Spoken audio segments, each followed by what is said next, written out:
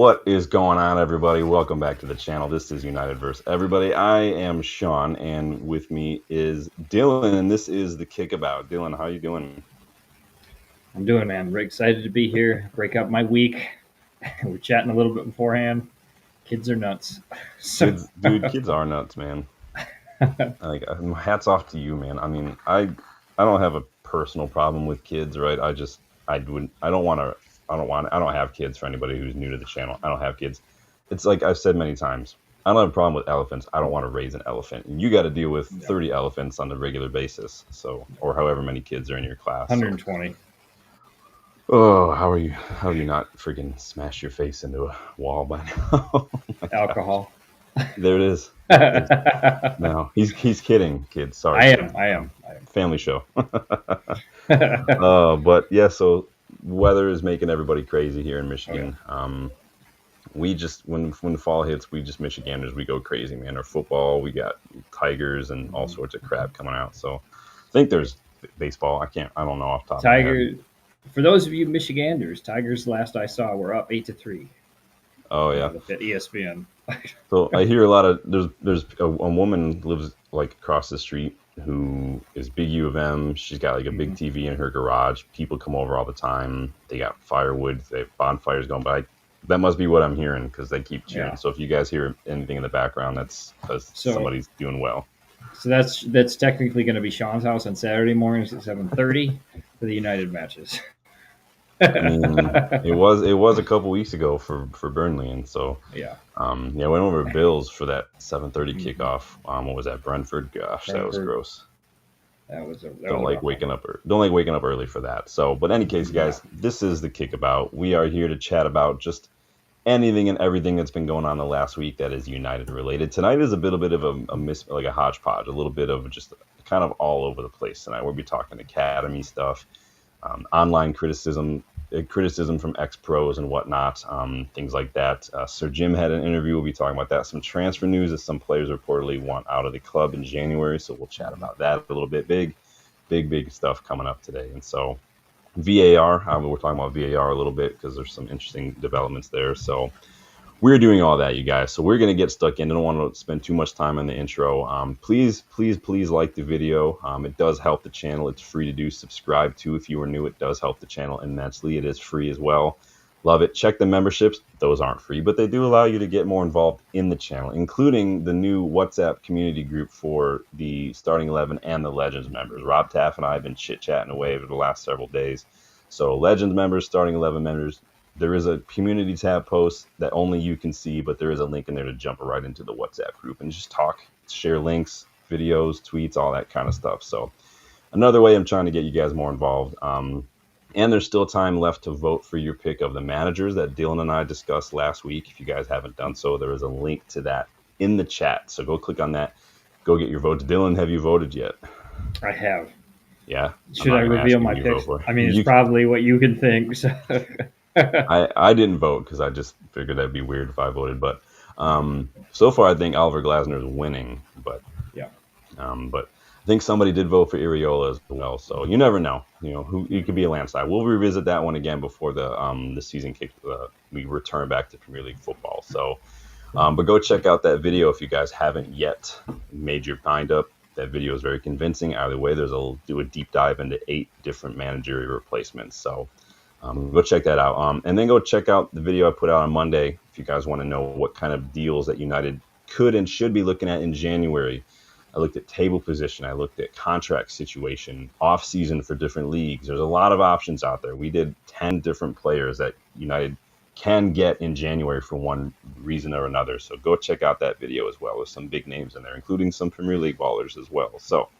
Remember, Manchester United, he's doing a lot of your data analysis right now. So if you want to send him free tickets, just saying. We know Sir Jim's a bit of a cheapskate. If he wants to do some free data analysis, just watch a couple of videos, right? Yeah. I mean, it's not that hard. And all it'll take is the subscription as a Legends member and a few free tickets. Yeah, so. If he wants to be a legend, he can jump on and talk to us, man. I'll be happy to do that. So take a look at all that, you guys. And if you're looking for a one-stop shop to watch football, loads of other shows, loads of other live events, check out Fubo. more than 300 channels, and a variety of packages to suit your needs, you guys. Link is in the video description. They were kind enough to hook me up with that for you guys, so go check that out. I don't know if anyone ever uses Fubo. I've had it a couple times in the past. Dylan, do you use Fubo at all? I haven't, but it's been on my short list to try with all the streaming services getting too expensive. So, dude, they got everything on Fubo, man. They got all sorts of stuff going on Fubo. Oh, hold on, we got somebody jumping in the jumping in the chat here. Justin's in the house. Big up, Justin. How you doing, man? Yeah! Justin gets his own little intro, as everyone's know. Good to see you, man. Hope you guys are doing well. Justin's in that busy time of year for his job. I'll never see this guy anymore. But he's working hard, man. He's grinding, he's hustling, he's doing his thing, and he's doing it with a smile on his face. So that's always more important. So hope everybody's doing well, man. Let's link up at some point. So first things first, can we all laugh at Liverpool a little bit this week, Dylan? Is that allowed?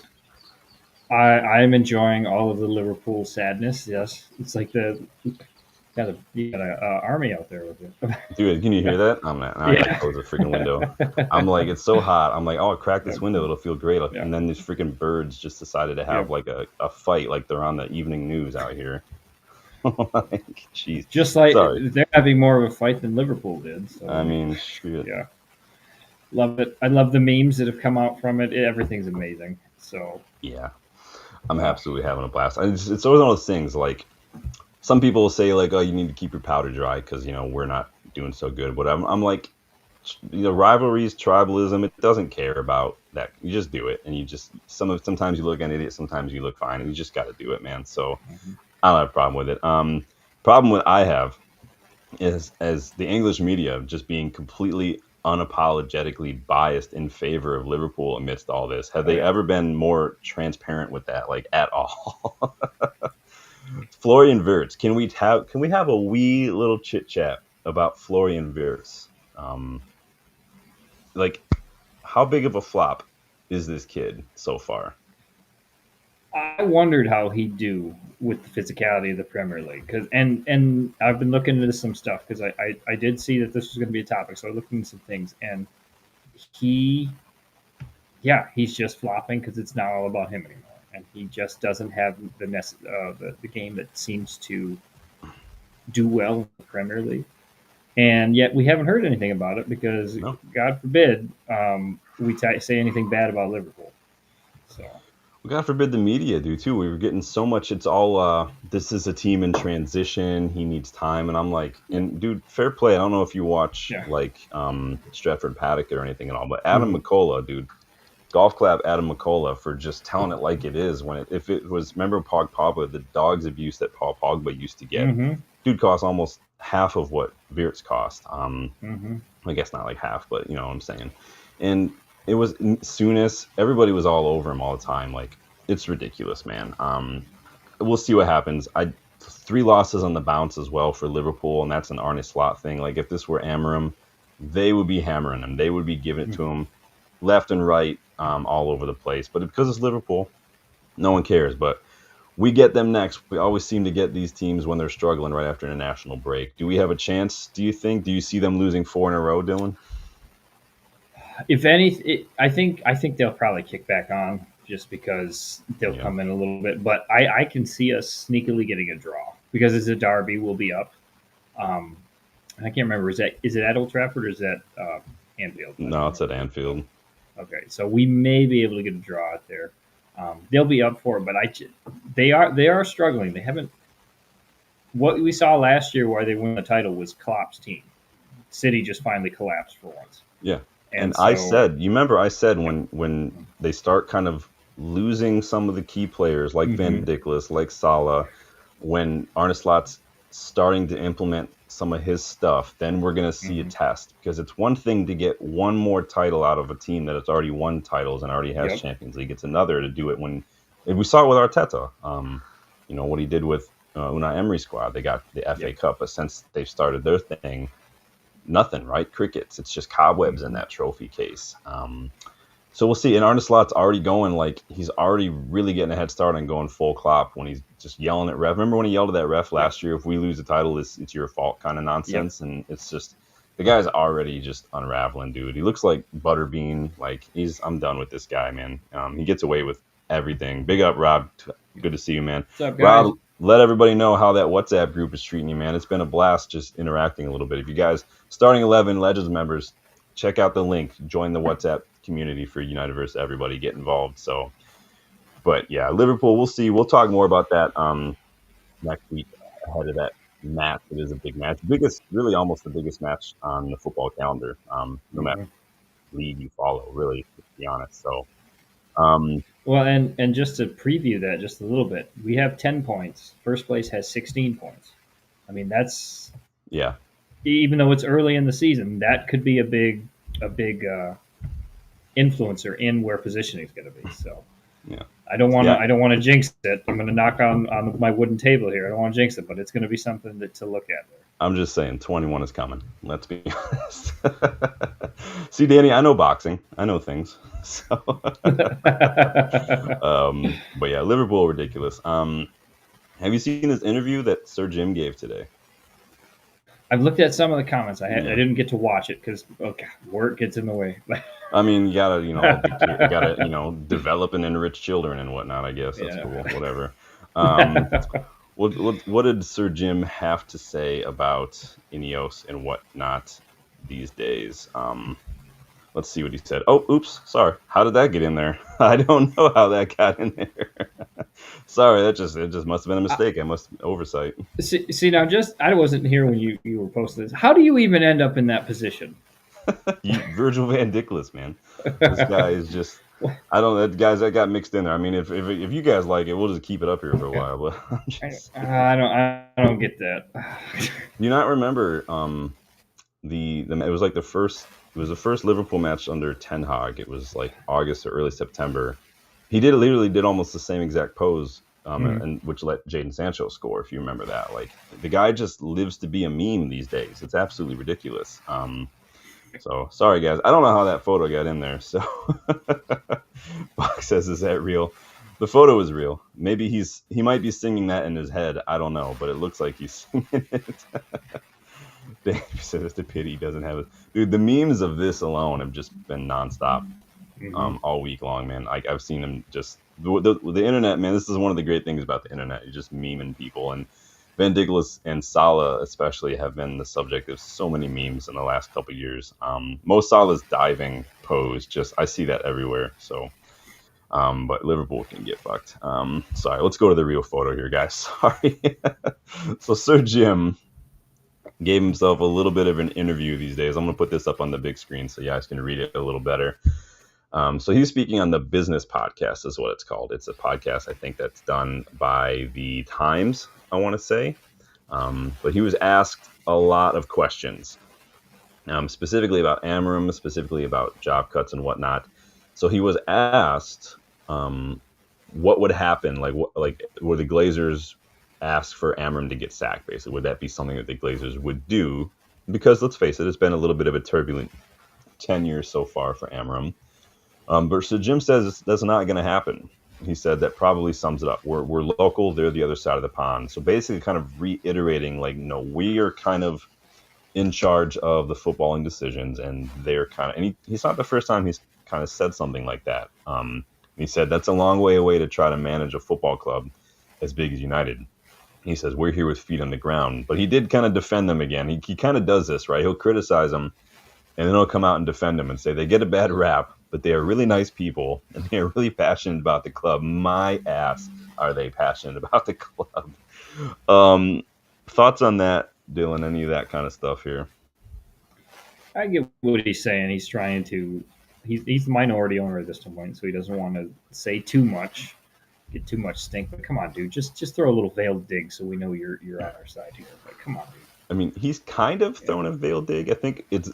I guess it's less of a dig and more of just a reminder of, like, no, I'm in charge of the footballing decisions. They're not going to tell me who to sack. I doubt they had a say in hiring Amorim. They're not going to have a say in firing, right? How would you feel if you were the Glazers and you read that? I don't think they really care as they count their money. So. I don't think they can point out Manchester on a map. They've got too much to worry about with the Tampa Bay Buccaneers. So Do they? I don't watch the NFL, so I don't. Well, I don't know. They own that one too. They were instrumental in getting Tom Brady. So it's football season, so I assume during football season they don't really care. It's only when it ends they're like, oh, we have another club we should go look at. So. Yeah, I mean, I used to watch NFL. Like, I know they brought Brady back. I know they brought Gronk back for a season, and they won the Super Bowl again. They do a lot of that. They hosted WrestleMania at that stadium at one point, so they're getting a lot of money. So he's kind of reiterating, like, no, they're not going to make those decisions, right? He added a little bit regarding Amorim, saying he's not had the best of seasons. Needs to demonstrate, though, that he is a great coach over 3 years. That's where I would be. So he's kind of giving them a 3-year thing, right? Project 2028 would be around the 3-year period. They're giving him 3 years. It was going to take a couple windows. How do you feel about that 3 years? Amorim, so he's kind of again saying Amorim gets 3 years, and like Bach says, maybe we don't need that replacement video. Still, it's good to research. Oh yeah, that was good. Sorry if you guys hear that. My cat found a paper bag. Nice. But you know what? At this point, with everything going on, with where we've had everything, it's good to kind of know that that's where he's focused on. Okay, 3 years is what he's going to get, and we don't have to have the speculation. We're not going to be Nottingham Forest and fire everybody as soon as the manager gets a little, feels a little off put. We're not going to be Watford, who just seems to hire and fire like nobody's business. He's gonna stick with him. He's gonna see it through. And I've been reading reports from the players, and I think you're probably going to get to this at some point. It's like the players seem to still be behind Amorim. Okay, so he's doing something right. We didn't necessarily see that from Ten Hag, and so I think that will add some gravitas to Amorim's position too. I guess it's like a matter of perspective on what you think it means to be behind Amorim, because from some of these matches, what I've seen on the pitch is not like Brentford was atrocious. Like, I don't know what to make of that. That was hot garbage. Grimsby, Amorim shouldn't have even had to show up to Grimsby, and they should have put that away 5-0 in the first half alone. No offense to Grimsby. 3 years though, and there are some people who are worried about relegation as a very real possibility. Is 3 years? I mean, do you think Ineos would stick to this 3 years thing if shit hit the fan? If we were in the relegation fight, I think you get to February, March, and see Amorim be let go, and just to try to stay up. But I also think about it like, I think they're very clear that the way Amorim wants, just the way like Sir Jim is talking to Amorim, and there's more oversight with things than there has been in the past. I think they know that this is going to be a process. Like, and you don't necessarily have the players. I mean, look how much better with Mason Mount in the attack, in the lineup. Yeah, everything kind of fit together better. And I think just looking at that, Amorim to point to say, I don't necessarily have the players yet. And so I think Sir Jim understands that. And again, we talked about it with the Amorim, the managerial replacement videos. Like, we didn't want to see him go. We're preparing in case something happens. And same sort of thing. It's like, he's coming out, he's providing support, but so if shit hits the fan, he'll definitely do what's best for the club, or what he believes is best for the club at that point in time.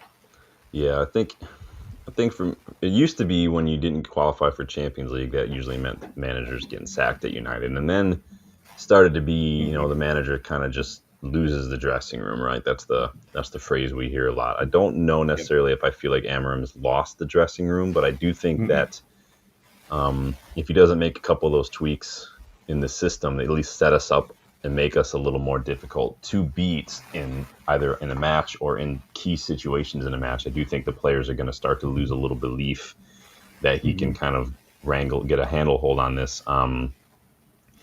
We, like you say, we don't want to be like a Watford. Where, I mean, honestly, in the last 10 years, we kind of have been a little bit like that. We sacked, 6 managers, really. Now, the big difference, obviously, is different ownership now, but this ownership also gave Ten Hag a contract and then sacked him a couple months after that. Same with Dan Ashworth as well. So we have seen that they will not hesitate to pull the trigger if they need to find a way to fix something. And so we'll see what happens. Everybody talks a big game until the shit hits the fan, and then then we'll see what really happens. He kind of said too. Go ahead.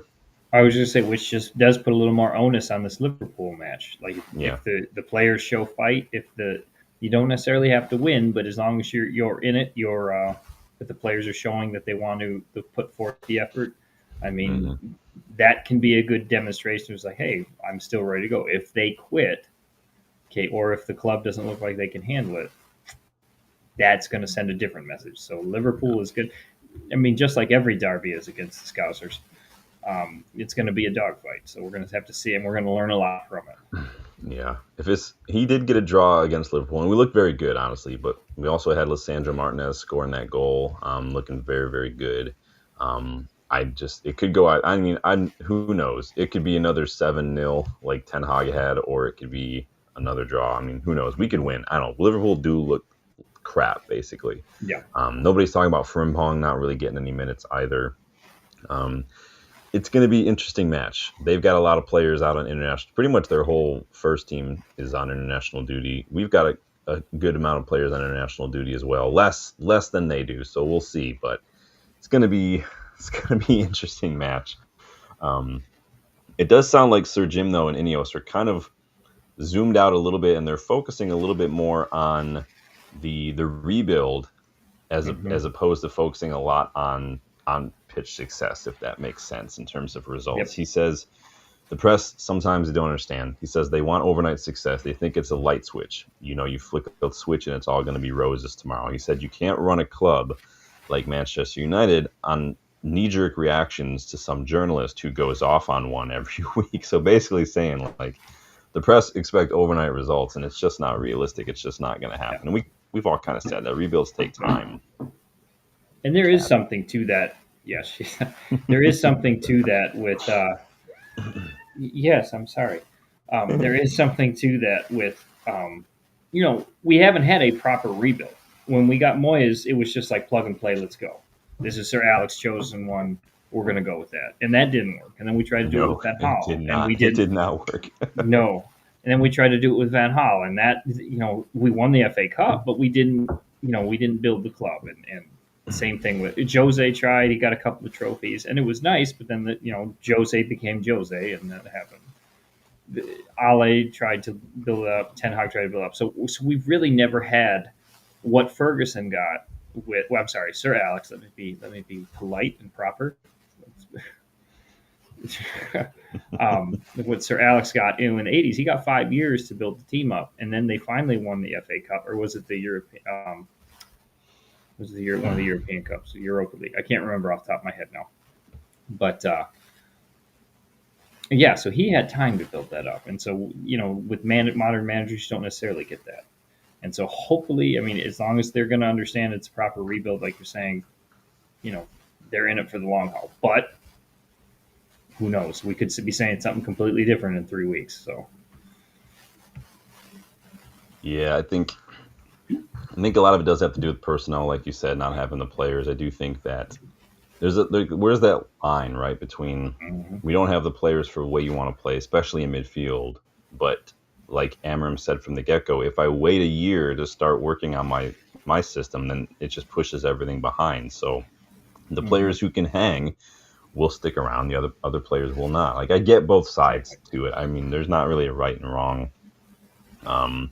Danny says we're not going to have a proper rebuild on it. If they don't kick it up a notch here and start to actually, to be fair, they had the right idea this summer. We brought quite a few players. I do think we went a little front heavy, but we got rid of a lot of players, which a lot of you guys voted. Majority of you voted that was the most important thing coming into here. So we'll see how it is. So, Grafting Baby, welcome to the channel. Good to see a new face. Make sure you subscribe if you guys are new. Make sure you're liking that video, please. It is free. It does help the channel so much.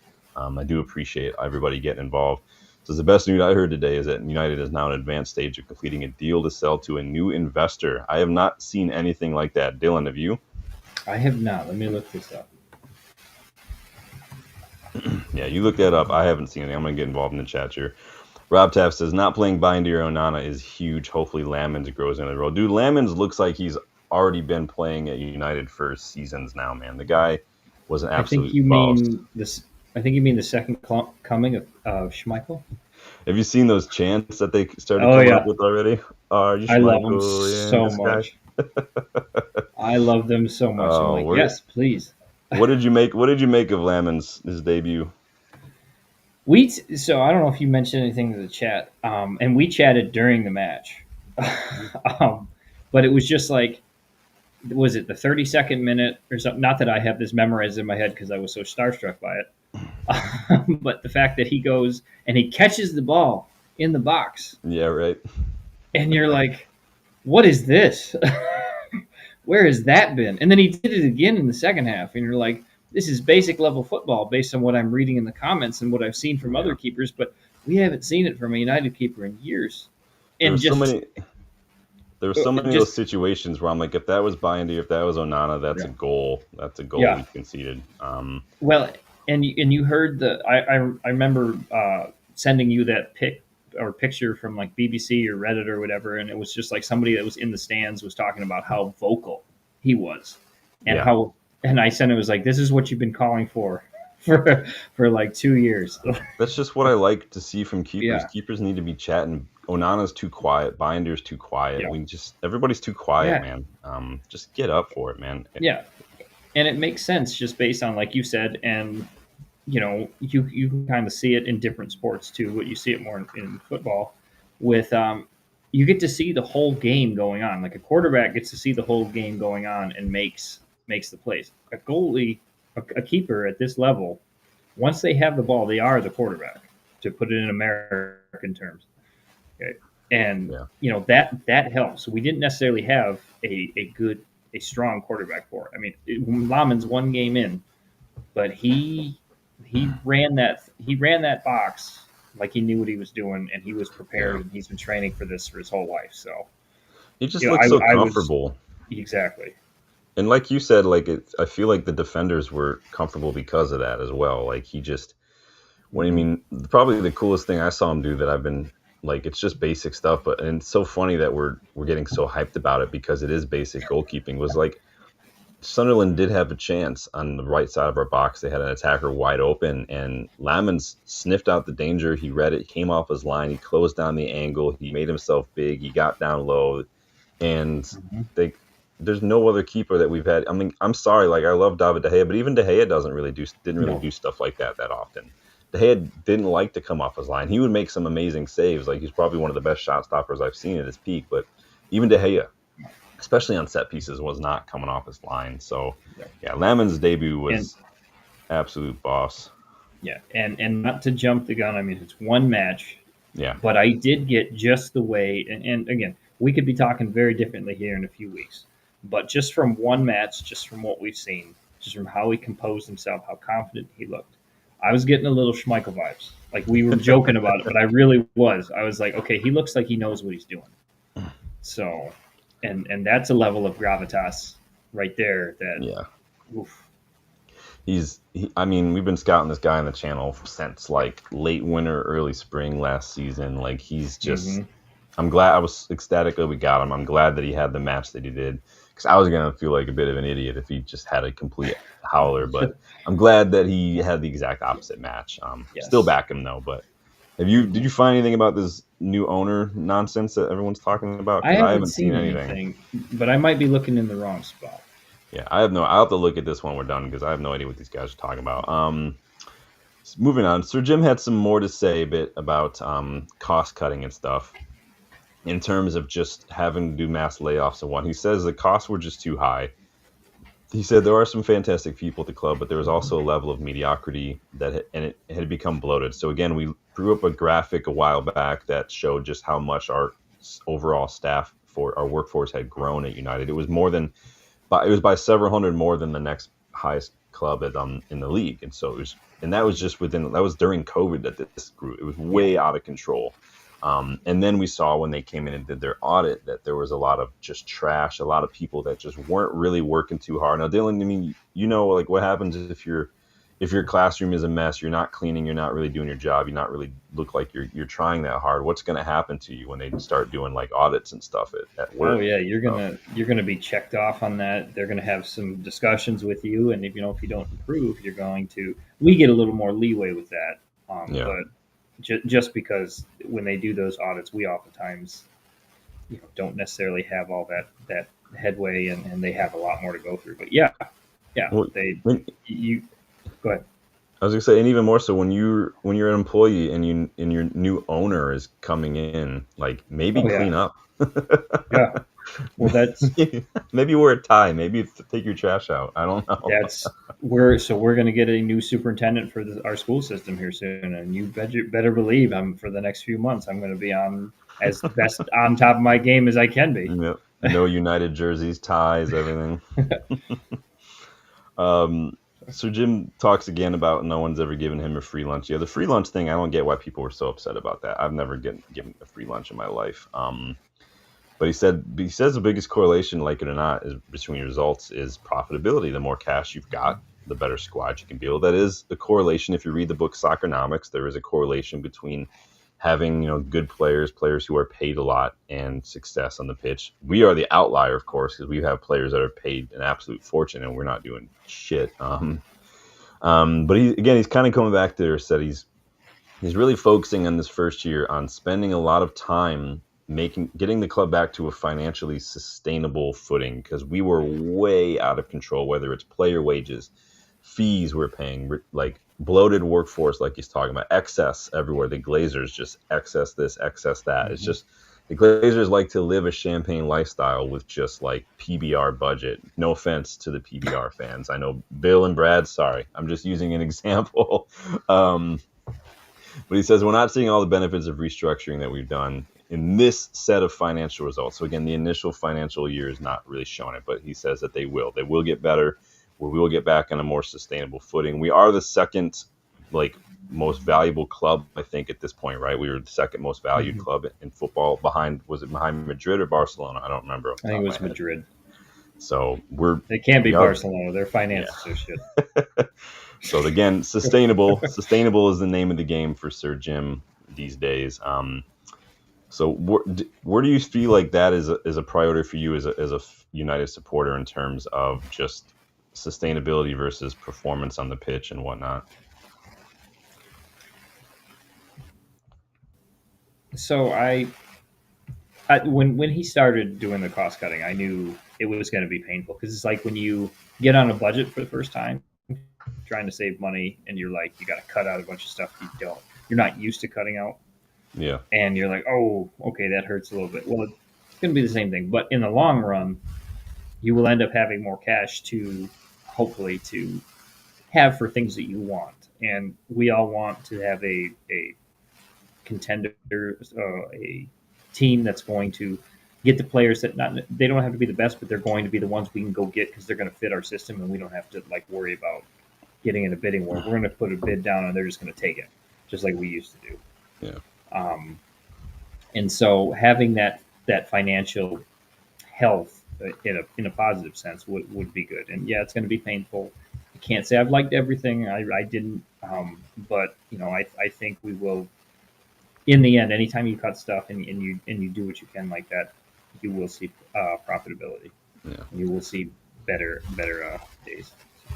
I need this Mark Armstrong guy, to start coming up with better ways to get some money other than trying to host some nonsense friendlies in Saudi Arabia. I think it's absolute stupidity. I hate friendlies. I want less of them. We don't need. The answer is not more football. The answer is there's got to be other ways.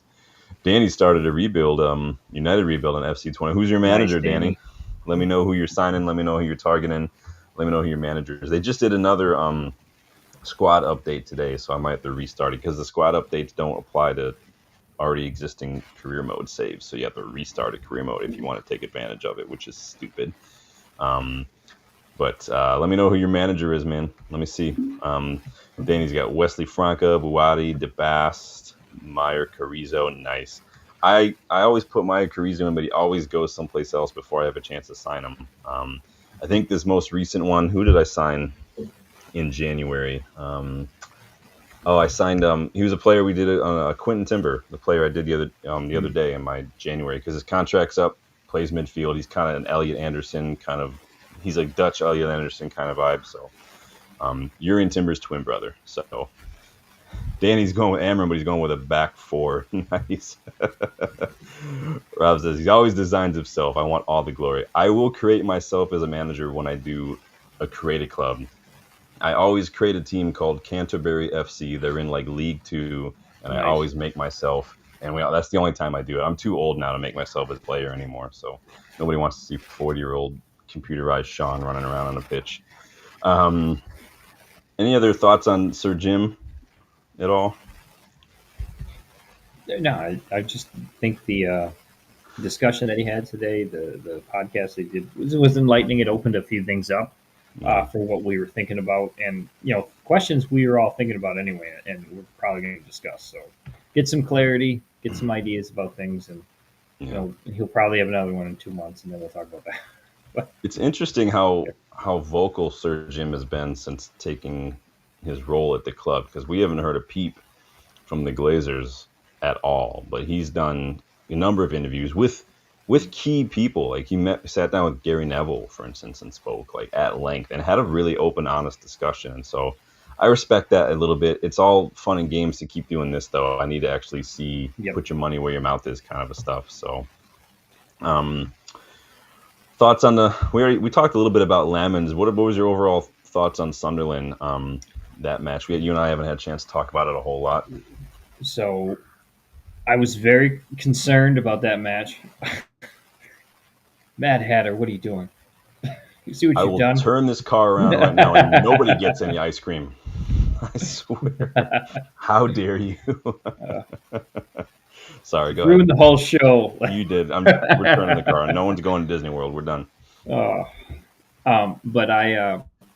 so I like the lineup. Like I sent you that picture says or that message Lamens, and you sent me the picture of you being super ecstatic. Yeah. And I think we were both super happy about that. I liked the back three that they picked out. I want to see Euro play more. Not that I don't think Mizraoui is great. I really do, but I like to have that rotation option for depending on what you're going to go for. Give Euro more time to learn. Like that was a good match. We had to play him, but it was a good match for him to get used to. I almost feel like I'd rather see Mizraoui playing a right wing back though. Yeah, that would be my other thing. Like put Mizraoui up, especially if we're going to like Liverpool. If Maz is healthy, throw him at right wing back, make it a little more defensive. He's still going to be attacking, but it's not going to be as attacking. Have more defensive cover. I have a feeling against Liverpool we're going to see Maguire central, De Ligt on the right, and probably Shaw on the left. I would hope not. I would hope we'd see Euro, because Euro was absolutely immense against Sunderland. He was just throwing his body everywhere to get involved. He is one of the, and I'm just gonna knock on wood. He's one of the best signings we've had. He looks ready for the part. He almost looks like a bargain, even though we paid a bit for him. Yeah, I'm excited about that. It was definitely a signing I didn't see coming. A couple of his passes were a little sloppy against Sunderland. He was kind of almost passing it right to them, and so he'll need to work on that. But that to me is like, okay, it's a young kid. He's getting pressure. He's having a good match. He's still making a few mistakes. Yeah. Like, what is he? He's 20. Yeah, he's 20. Super young. Yeah. He gives me Wan-Bissaka vibes. He just does his thing, and he does these spectacular things, but he just never he's like a sphinx. He doesn't show like any emotion or anything. Wow, that's too bright. Yikes. But Shesko 2 goals in 2 matches. 2 and 2. Oh, love that.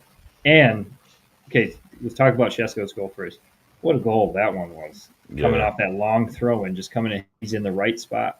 And this hurts me because I love Højlund. I am so happy that Højlund is doing very well at Napoli. Like, kudos to that kid. He's a consummate pro, everything.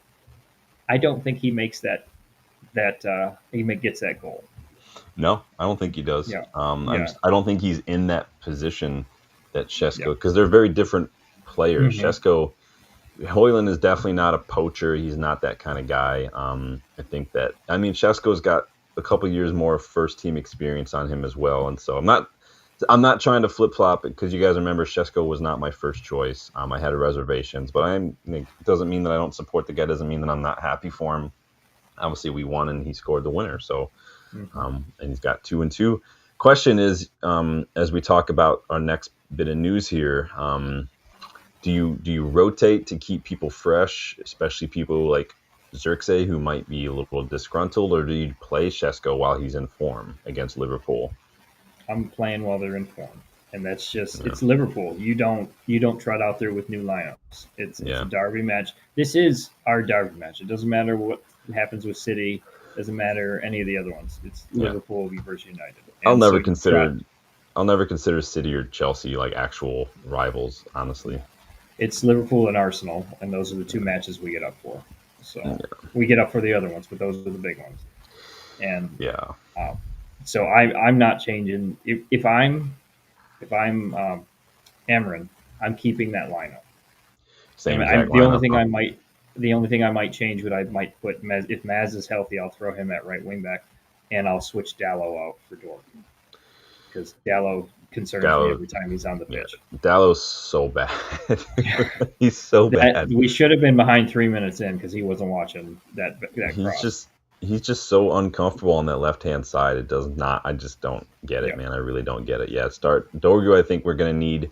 The question is just who do you trust against Salah? Salah's not doing a whole lot, but do you trust Dorgu to? If Dorgu is playing, he's just going to have to defend. Now Salah leaves a lot of space, and I like the way Dorgu can get up the pitch. And so, I mean, Dorgu's dribble rates are very, very good. So there's a chance we could exploit that against Salah. It's going to be interesting. So we're not going to get ahead of it. It's going to be interesting. Danny says I'd rather play my dog over Dallo. So, and one other thing I wanted to add from that Sunderland match is, there are two more things. They're going to work together. Number one, loved to see Mason Mount back. I was glad he could come in, start. He just fits the system. He brings a lot of energy and pace. And I know that they're not all going to like this, but the fact that we can rotate attackers, throw Cunha on at different points, maybe he starts a different game, Mount rests, Mount comes on later. We haven't had that attacking versatility really for a while. Yeah. So I'm a fan of that. I don't know how other people feel.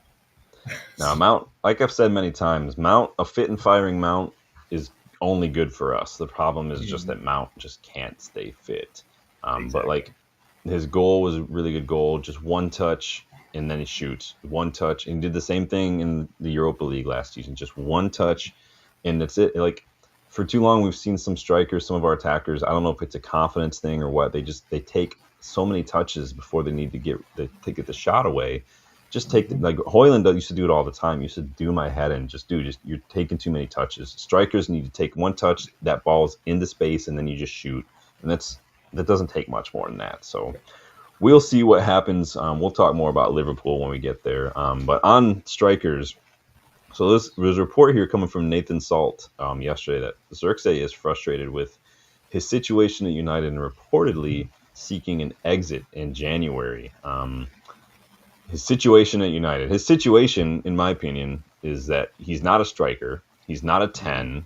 We bought 3 attacking players this summer that play in his positions. So what do you do? Like I wouldn't mind rotating him in because we want him fresh. But if he's already like not happy with the situation, wasn't he injured? Like I don't remember why he wasn't playing for the start of the season. Yeah, I think he did get injured in preseason, if I remember correctly. So, do you think it's just rotation? We're trying to get Chesko up to speed, or do you think Amorim just doesn't rate Xerxes? I don't think he rates him for his system.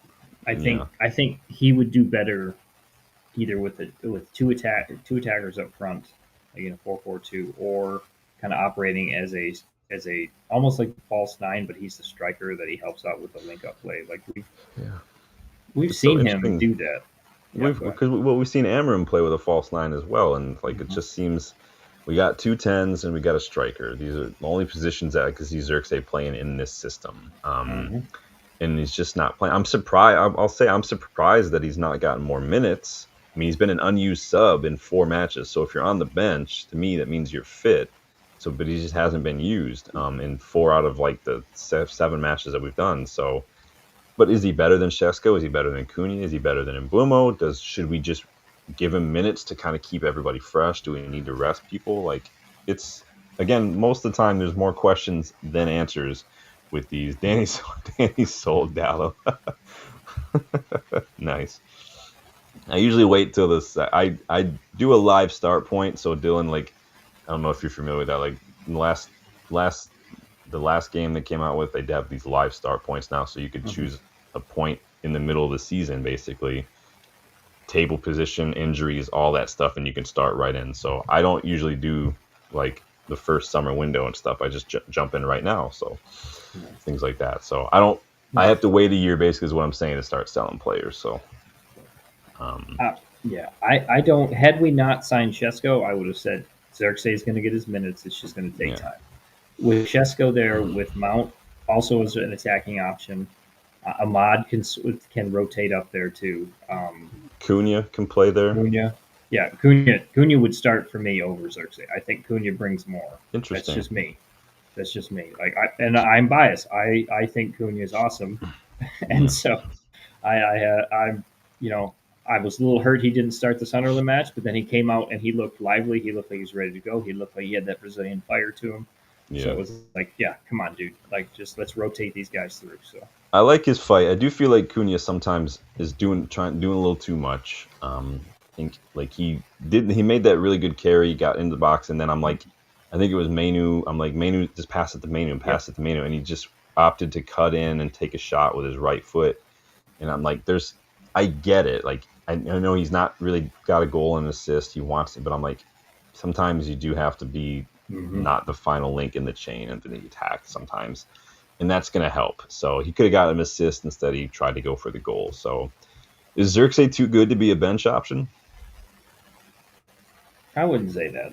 I think we can look at any of the players and they could come. Like, for me, and this is just for me, and maybe I have never reached that level of skill and ability and things like that. So for me, being on the bench and knowing I can help the team would be like, okay, I'm ready to go. Yes, you're going to get disgruntled with it because you want to get out there, but you're the Ole Gunnar Solskjaer, huh?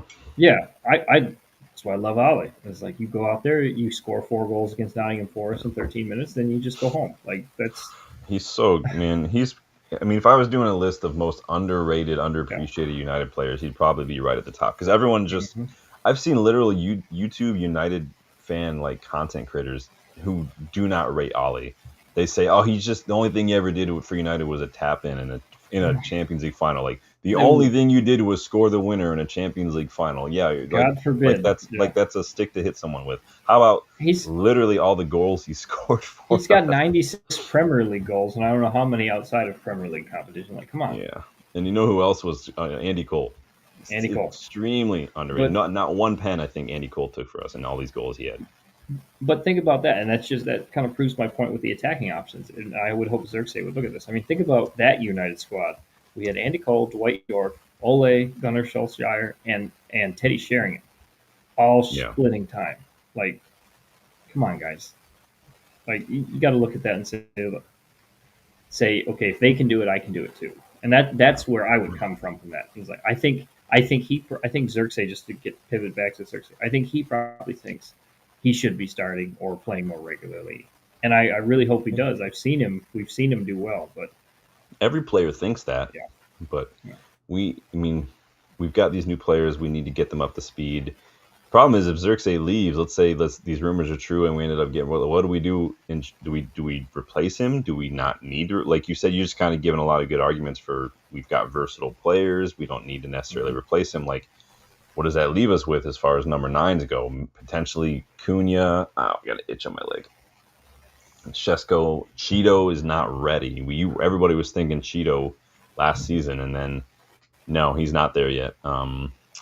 Again, Mount, Bruno, false 9, Cunha, and Bumo up top. There are options. We do have.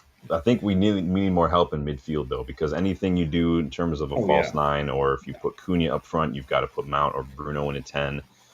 Our midfield options are depleted a bit. So that's where in January, if we're going to look to strengthen, we need to get at least one more midfielder in there, and look to promote maybe Sekou Kone into that defensive midfielder. He's still out injured. I haven't seen him in the. I haven't seen him. But Danny, have you seen Kone in any of the on the under 21 matches or lineups or anything, or on the bench? I can't remember now off the top of my head. So if anyone has seen him, I know he got that fracture in that game that we were kind of somewhat watching before I went live one day, and he's supposed to be wearing a mask like Oshiman from now on. I haven't seen anything other than that, but I think we should just go get Hayden Hackney and Lewis Miller and just call it good. Sounds like you were watching my video. Spoiler alert, anybody go watch my January. Most of it was just center midfield. There was like 8 center midfielders, and then there was a center back and a right back in there because I do think we need to upgrade on Dallo. So go check out that video. We might have an opportunity. I wish I would have waited like a day to do that video because I saw that a report. I can't remember where it was from. I think it was from Bild in Germany that Job Bellingham, Jude Bellingham's younger brother, is not super happy with, similar to Xerxes, not getting minutes.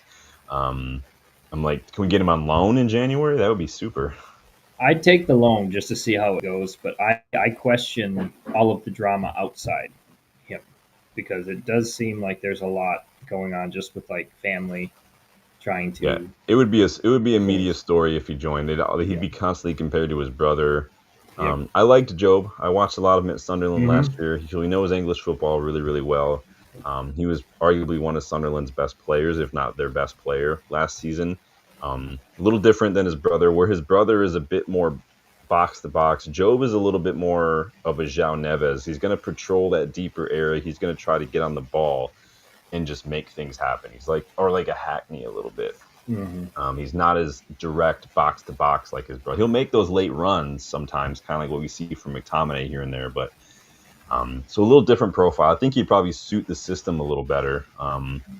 But we'll see. Danny says Kone looks like he's still out. Yeah, he might take him a while to get back in, but he was looking really good, Kone. We got a lot of good players in. I've seen Shea Lacey is training with the England squad right now, so big up Shea Lacey. Fletcher, both the Fletchers have been training in and out of the first team here and there, so I think that either of them can come in and do a job. Ibrahimov looks like he could be ready soon. The problem is you've got age requirements and stuff. I mean, I think we can just flub it with JJ Gabriel. Let's bring JJ Gabriel in like today. How'd you know? That's what I was going to say. Just throw JJ in. Dude, I found out, like, I was talking to Rob Taff in the WhatsApp group for the channel, like, because we were talking about somebody, and I was like, there is actually rules in English football when it comes to minors. Like, you can't change in the first team dressing room because you're too young. If your club has like a shirt sponsor that's alcohol or gambling related, you can't wear it. So that could be a reason why there are clubs who have youngsters who aren't quite in the first team picture because they're just legally not allowed to be. So, like, it's interesting stuff. It's interesting that they can get hurt as a minor, like by a 30-year-old can come in and basically assault a minor, for lack of a better terms. But they can't wear a shirt that's got alcohol. I get it. It's just so interesting to me sometimes, but the rules, man, it's the rules. So Xerxes, though, we'll see what happens with Xerxes. Obviously, the Kabi Menu rumors are not going away anytime soon. I try to sift through the nonsense, the bullshit sources like the Alex Crooks and stuff like that, because I just don't, or Samuel Butthurts and all that kind of stuff. But we can't afford to lose midfielders right now. I think that's the one position we need to hold on to. I'm surprised we let go of Collier with no plan to buy someone. Now, we did try to go for Baleba, who was apparently just trying his hardest to help us out by dropping his transfer value every single week. Has that dude completed 90 minutes at all? He's been like the first sub every time Brighton play, man. Oh my gosh. I'm telling you right now, Baleba, if we're in your head right now, you better think of an excuse to be sick when we play you in a couple weeks, man. That's right.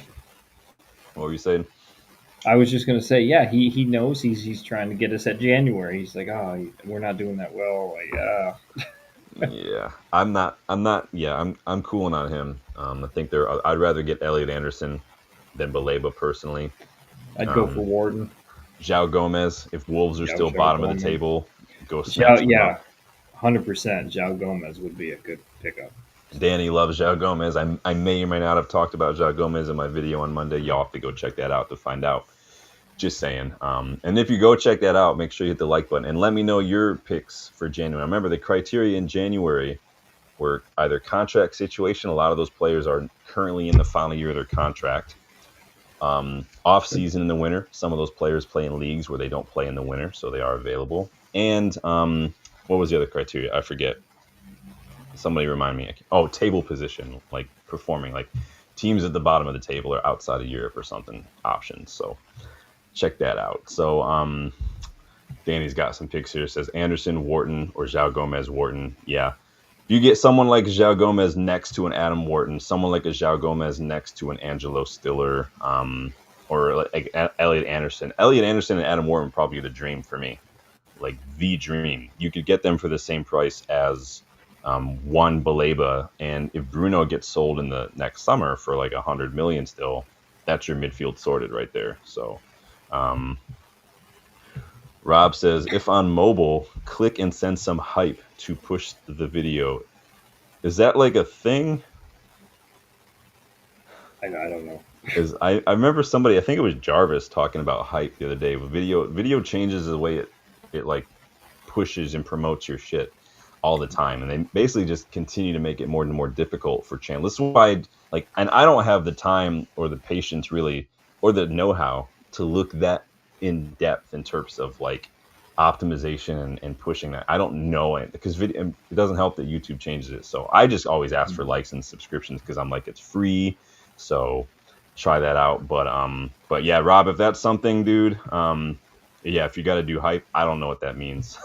I'm a great YouTuber. I have no idea what it means.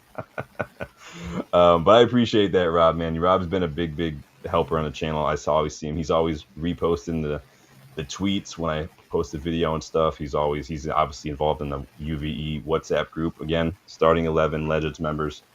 You can get in on that. So Matt Hatter says, do any of you ever change your squad numbers on FC? Sometimes. Not all the time. I'll change Cobby's squad number. I'll give him 18 because I'll sell Casemiro. So I'll give Cobby 18 real quick. Other than that, not really. Maybe keeper. I might change Senalamas to number 1 because let's face it, that's his number. So, what were we talking about there, Dylan? Oh, Xerxes. Yeah. Any final thoughts on the 9.5? I'm going to have to remove the shirt from the store. No, I think we've covered it pretty well. But yeah, that's going to be sad if we lose that 9.5 shirt, 9.5 shirt. That's a good shout, Rob. Yeah, speaking of the store, I forgot to mention there is a sale on right now. If you guys spend $70, I think you get 20% off. I know it's not the best sale, but whenever there's an opportunity, I always try to activate the promos. So maybe you guys were saving up, get a couple, maybe go in together, save yourself some money. So there might be another sale popping around Halloween, though, so keep that in mind. So yeah, Mount's number is definitely getting changed. Question is, do you give it to a new player or do you give it to someone else? So Dylan, let's talk a little bit about refereeing decisions. Make sure you guys are liking, make sure you're subscribing. And also, as you can see in that top right corner, Fubo, there is a link in the video description if you guys want to check out Fubo. You guys, they stream literally 300 plus channels, all the sports, live TV, episodes, all sorts of events. Go check them out, all the football, because USA, the app that sometimes the Premier League games are on, they just disabled their Xbox app, so I can't watch anymore on Xbox. So I'm like, well, that's fun. I got to watch it. I got to put it on my laptop and then hook the laptop up to my TV. But now maybe with Fubo, I don't have to do that anymore. I'll just turn on Fubo. So there you go. Rob says, I hope Xerxes gets some time. That's the thing, like Dylan was saying, we've seen he's got the talent. Like the kid, like only cooks with nutmeg. It's his favorite spice. He just is nutmeg. That Arsenal match, just destroying people. But he's just, he's never going to be a double-digit goal a year guy for us, I don't think. And so it's the problem. So, and again, the writing's on the wall when we buy 3 players in your position in the summer. Mm-hmm. So let's talk about refereeing decisions, because we've seen a couple of, let's say, questionable refereeing decisions go against us just this season alone. But it's sounding more and more like Premier League referees are getting it wrong on a regular basis. So we saw such a decision coming in the Brentford match with Nathan Collins pulling down Brian Mbeumo in Brentford's box, last man, but we were given the penalty, so it was a foul, but Nathan Collins was not shown a red card despite being the last defender, if you guys remember that. If you guys look at this photo, nobody else around him. Like, the other guy wasn't going to get there. Collins is pulling him back. Literally, if that was going to happen, like, Mbeumo probably would have put that away. The reasoning at the time, Dylan, was that apparently Mbeumo didn't have control of the ball, right? So that was the reasoning by the referee. So it was a cross. Like he didn't get control of it because he never got to it because he was pulled back because he was fouled. Yeah. Like that's ridiculous. And so a lot of people are pulling up the FA and the referees, the PGMOL, on the laws of the game. So there are laws of the game, right? That say, the offense is holding, and then they say, in all the above circumstances, the player is sent off. The following must be considered: the distance between the offense, general direction of play, likelihood of keeping or gaining control of the ball as well. The offense is holding, pulling, pushing. Like he's not attempting to play the ball. There's no possibility for the player making a challenge to play the ball, and so the likelihood of keeping or controlling the ball is the consideration. This is what a lot of people are pulling people up on. Like taking a shot technically is considered to be criteria for being in control. So if a cross is coming in, a low-driven cross like that, taking the shot technically is counted as being in control. So you're denying him the shot, basically. So it's super frustrating. Like, and the problem, this is the big shit right here. Oops, sorry. Don't know how that got in there again. Sorry about that, everybody. No idea. Somebody's messing with my computer. So it was reported this week by Mike Keegan that Howard Webb, yes, that Howard Webb, he's now the head of the PGMOL. He met with United basically and said that the ref got it wrong. Now the report from Mike Keegan said Howard Webb has acknowledged to United that the decision to not send off Nathan Collins was an incorrect decision. Now apparently we appreciated his honesty, but again, like what could this have done for us? Yeah, like decisions like that could swing momentums in matches, man. Exactly. And think about it like this, just from Bruno's perspective. You get the penalty, yeah. But think about if you're down to 10 men. That takes a lot of pressure off that penalty. And not because you're not afraid you're not going to get it. It's just because, okay, you're down to 10 men. You have numerical advantage. You might be able to work some things more easily. So I bet you Bruno slots that penalty a lot easier. But, I mean, we'll see. Bruno's been a bit off of boil this season, so you never know. But the problem with that game is like he changed. Start taking him. Like, why did he change his penalty technique? I don't get that at all. But give it to someone. Give it to Cunha. I don't care. Give it to someone else. Oh yeah. Not a Bumo. He'll hit the crossbar. So basically, we all watched this in real time, and we're like, "That's a red." Howard Webb's come out and said they got it wrong. 5 minutes it took for VAR to check this decision, and it's still the wrong decision. And that is my problem with VAR. Rob says he likes the idea, but again, it's idiots at the wheel. We think there's a very psychological aspect to this because we just call it VAR. And it's a really clever technique by the league to basically almost remove the human element. Like, it stands for video assistant referee. It's a person, like Rob Teff says, usually an idiot. Mm-hmm. All I think VAR has done, like in theory, it sounds great, but all it's done to me is put a big magnifying glass, a big spotlight on just the incompetence of English refereeing. Mm-hmm. You've got 5 minutes and you still get it wrong. Like, I don't get, like, put aside the fact that VAR is almost re-refereeing matches these days, but like, you still get it wrong. If you were taking a math test and you were given a computer and calculator and half a day to do one problem and you still get the problem wrong, what is that telling you? Like, it's ridiculous. I mean, even Dermot motherfucking Gallagher said it was a red card, and that the sky is falling when Dermot Gallagher is yeah. No, Dermot McMotherfucking Gallagher. That's his name from now on.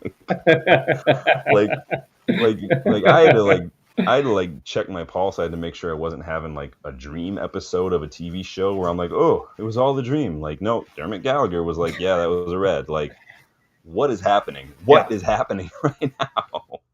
Yeah. Oh, geez. Danny says we always get screwed. Shantanu, welcome to the channel. Says, I always think, what if Bruno would score both his penalties? That's big up, man. Welcome to the channel. That changes our league position a lot. Yeah, I mean, goals change games. Like you said, confidence, momentum. I think that I forget what time that was, so I should have done more research because I don't know what time of the match that. It was in the 70th minute or so. What was the score at that point? Was it, or was it 71st minute, something like? Was it like 2-1 or 2-1. something? So that could have threw it level 2-2 all, and then who knows? Maybe we just hold out for the draw and at least get a point. So that's frustrating. Yeah. And this is my problem too. Is like this isn't the first time this season the referees have bottled it. Pretty much everyone under the sun has said that Casemiro's second yellow against Chelsea was never even a yellow. I can't find a single pundit that thought that he should have been sent off. But it's frustrating. Hold on. Did Dermot McMotherfucking agree with that? I don't know. It was the first time I've ever I literally almost had a heart attack when I read that Dermot Gallagher said it was not a red. It's Dermot McMotherfucking Gallagher. That's what happens when you just. There's a shirt idea right there. Dermot McMotherfucking Gallagher. Yeah, I don't know if that one will get approved. You guys, there are so many shirt designs that you guys have never seen because they're just not allowed. Like it's a serious bummer too. Boxes cost us the cup. Danny says corruption or agendas is what it tells me. I'm never going to be a person who shouts cheats or biased or anything like that. I'm not Liverpool fans. This isn't Paul Tierney's situation we're talking about. But it's frustrating because there are big calls that have, like this one, potential to seriously impact the results in matches, but the refs get them wrong. They literally get them wrong, and they have that same ref is back officiating a big match the following day. Like this, there's no accountability whatsoever. Refs, like, should there be some sort of like take a week off for these refs? No pay, no nothing. Like, but like again, it's the pool of competent refereeing is already so small. You remove another one, it's like what are you left with? Yeah, and does that indicate that they need to make the ref pool larger so they can have penalties like that, so they can have consequences for? Yeah, so you're running into other problems, and so becoming a referee is expensive. I've said a couple times I've pushed for that first round of classes for referee. It needs to be free. It just needs to be free. It'll help you see who's really got something to them and who doesn't, and then because I think that because it's so expensive, you're already excluding so many potentially really good officials because they just can't afford it. Mm-hmm. What were you saying, Sar? Yep. No, I was agreeing with you. Yeah. I read a stat as I was looking at that last season in the Premier League, only Brentford suffered more VAR errors than United did in the Premier League. That's now this is where Danny's like corruption agenda is like when we are the second most harmed team when it comes to VAR errors. Like, and I remember there was a stat a couple years ago where where the stat was like United have benefited the most from VAR decisions. Well, what that tells you is that the initial decision was incorrect. It's just not the way it goes. And I remember too, it was a VAR error that didn't overturn the penalty kick that Jared Bowen put away against us last season, which is what got Ten Hag sacked a day later. That was an incorrect decision. Shouldn't have stood. Ten Hag got sacked. Like, these are huge implications. Like, these are pebbles thrown into a pond, and that ripple is getting bigger and bigger. And like, it's just allowed to happen. Yeah. Like, Dermot McMotherfucking Gallagher, do something about it, dude. Like, help us out, bro. It's so annoying, man. So I wanted to make sure we spoke about that this week because I saw that news. I saw all this, that Howard Webb literally apologized to the club, and I'm like, cool, it doesn't help us. Like, cool. Mm-mm. Like, if you're the head of the PGML, get involved. Like, where are you on matches? Like, get involved. Be like on call. and pitch in, dude.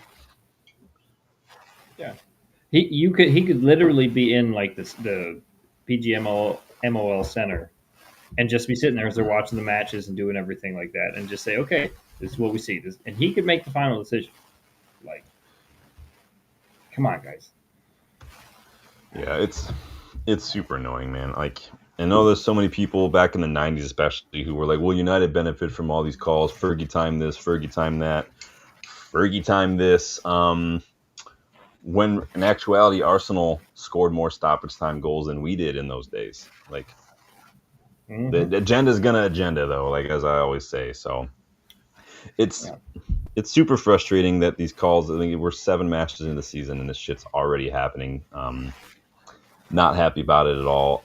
I don't see it getting any better because it hasn't. Again, I think the only thing VAR has done is just shown how bad the referees are. Like, I could abide a bad decision that we can see because in real time it's hard to see. I cannot abide when you're able to look at it for 5 minutes and you still get it wrong. I can't deal with that.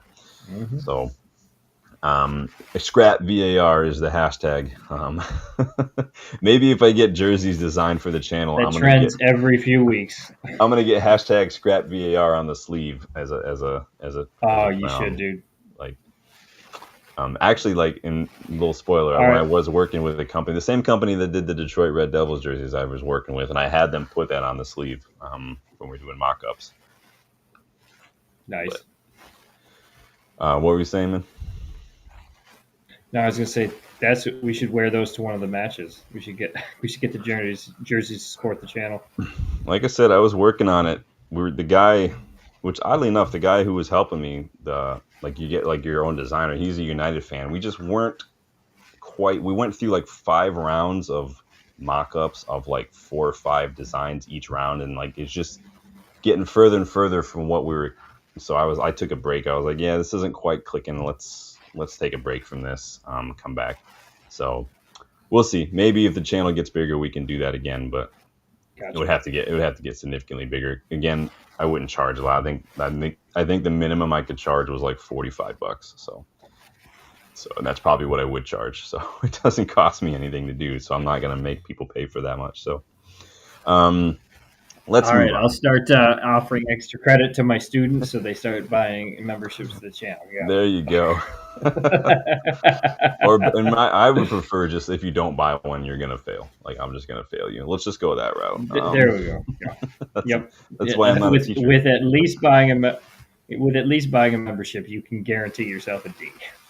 Yes, I'll give you a D. Oh boy. Let's move on a little bit. Let's shift gears. Do you have any other thoughts on VAR or some of these decisions before we shift gears here? Just an atrocious decision. And like we mentioned, it definitely changed momentum. Like, red card sends a different message than the yellow card. So yeah, and I think that's the problem. I was happy to see this past weekend some calls for simulation. I was really happy that the Shesko thing wasn't given. Even Mark Clattenburg came up and talked about it, and he's like, there's no contact.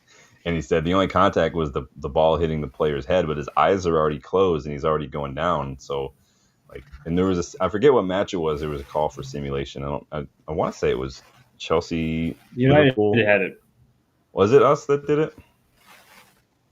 Yeah, so. Yeah. No, it was again one of the attackers for Sunderland. Sunderland got a simulation because he tried to go when Lamas came out. He hit the ball beforehand. He tried to go through. Yeah, and he gave him a yellow for simulation. So. I was happy to see that. The only way you're going to get rid of it is to call it. So I'm happy to see it called. So let's move on a little bit. Let's talk a little bit about some of the stuff that came out this week, because Gary Neville's been talking this week. Rooney was talking a little bit recently as well. And Brumo was talking a little bit recently. Eriksson, your twin, was talking recently about ex-players getting into the heads of current players with criticism, with thoughts on systems and this and that. Eriksson and Amorim have both spoken in recent weeks about this. Amorim said the players, like talking to the journalists, the players hear what you're saying and it impacts them. Eriksson has said recently criticism from ex-pros does negatively impact the squad as well.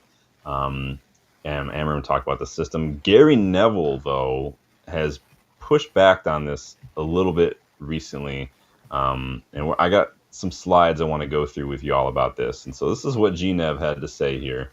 He said, if pundits are getting into your head, then you shouldn't be playing for the club. Period.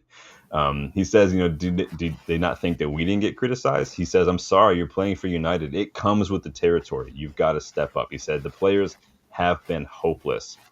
If it's not the system, then the players are a problem. The manager's a problem. The whole thing's a problem. If you're losing matches the way they're losing matches. He says, I never blamed anyone else when we lost matches.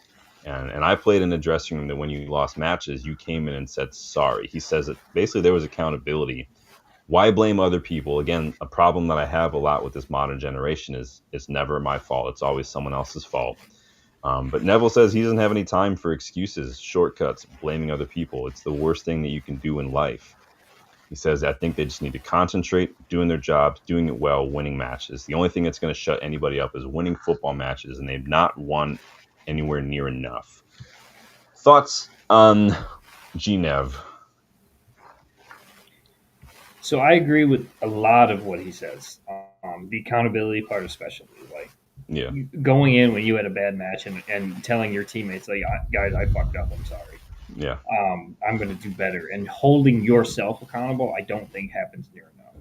I don't think mentally handling criticism is the same as it used to be during Gary's period, because the standard at the club was a little bit different too. You had more of that, we're all in this together and we're going to hold you accountable. You had leaders like Steve Bruce, Roy Keane, Cantona there that were going to do that when he came Irwin, he became one of those. Robbo, Irwin, Dennis, thank you.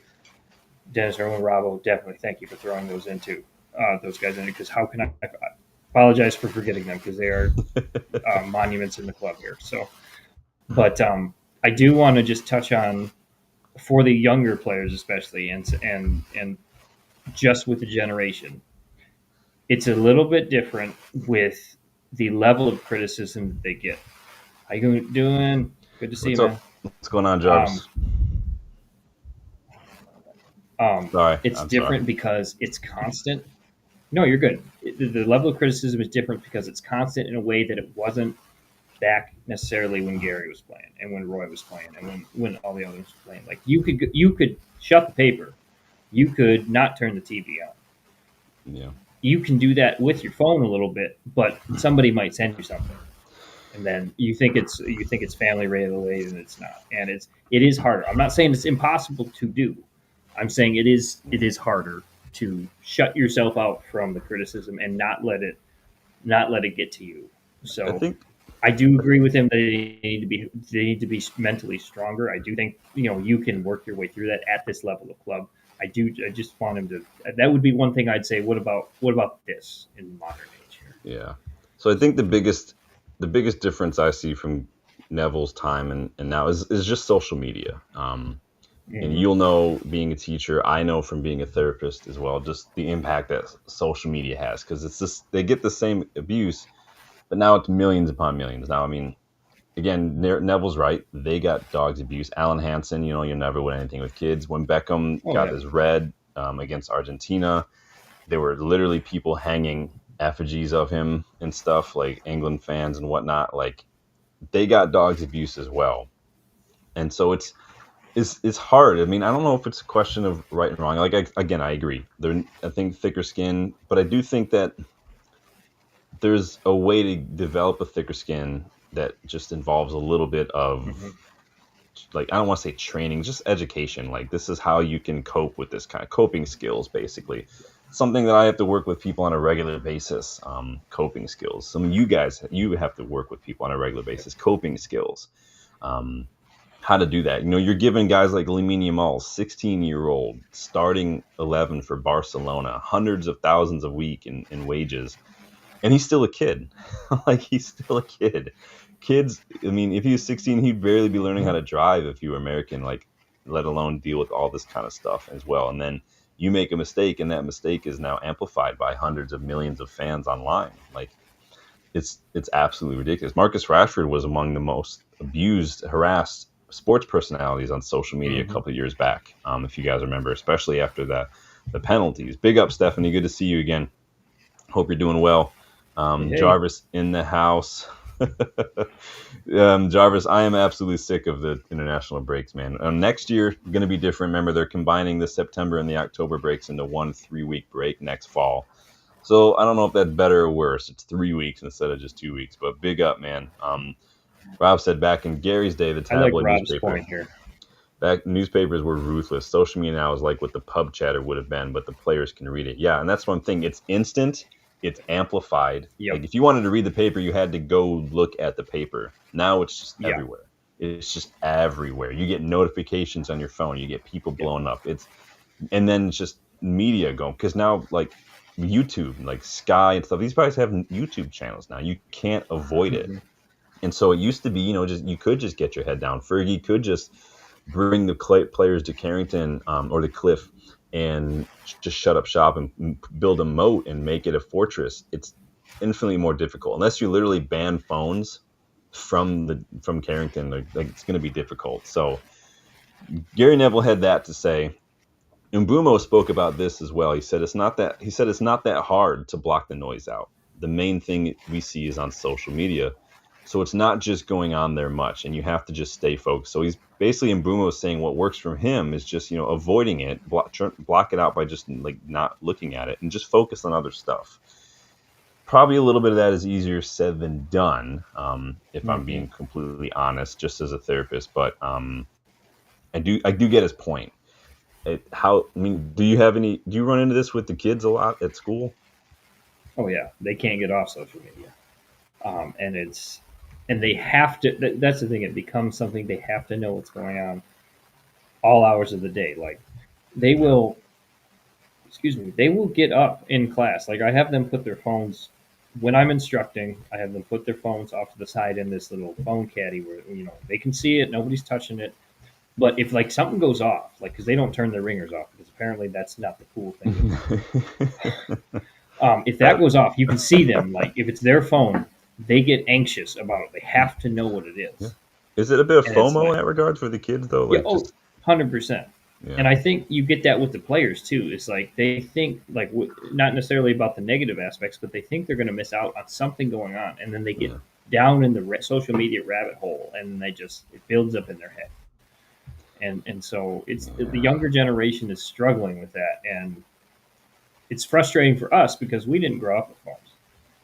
Yes, so. I definitely did not grow up with a phone. Yeah, honest to God, like my parents hated because I didn't get a cell phone until I was like 16, 17, and even then that was high school, and it was a flip phone. It wasn't even it wasn't anything what phones are now. And even now, my phone doesn't really go anywhere with me during the day. It sits on the arm of my couch. My phone, my ringer has literally not been on for 20 some odd years. I don't know what any of my cell phones has ever sounded like because they've all been on silent. I check it throughout the day. I don't come running when I hear it go off or something. It's just I'll check it when I check it. I'll give you a call back. I'll respond, and then I go do other things. Like it's almost like I treat it like an actual landline.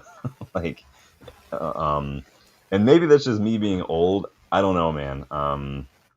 But yeah, it's weird. I do think it'll, and with footballers, I do feel like, well, like I had a good game. I want to see what people are saying about me. I had a bad game. Like part of you doesn't want to see, but part of you is like, what are people saying about me, kind of thing. Yeah. Like, and then I feel like when it's the bad game thing, or like in Sancho, like he wasn't in the squad, like I have to make sure people know, like it's not my fault. Like I didn't, like this isn't me. Like, and then it's deflection. It's like avoid. Like it's just it's a modern thing. It's a young player thing.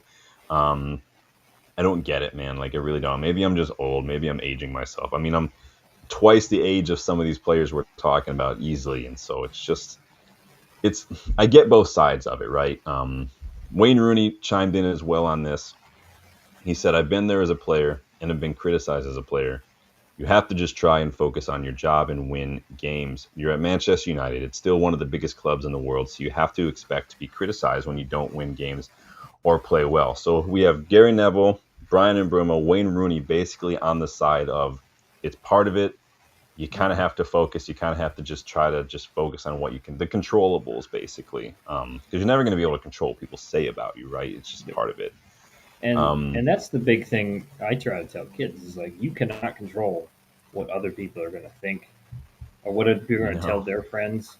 Obviously, if it's something that may cause harm or something, please let us know. Like we need to know that.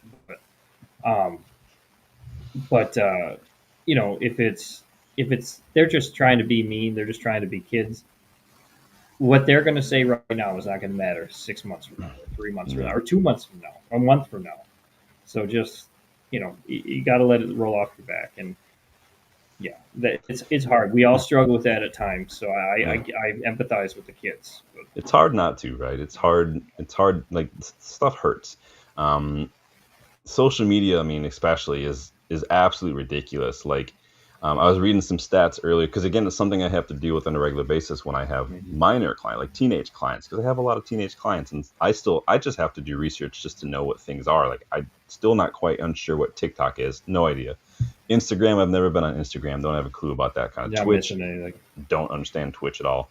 But even just between 2022 and 2023, there was a 12-fold increase in online racist abuse alone on social media, specifically on Twitter, which was 90% of the racial abuse in 2023 was on Twitter alone.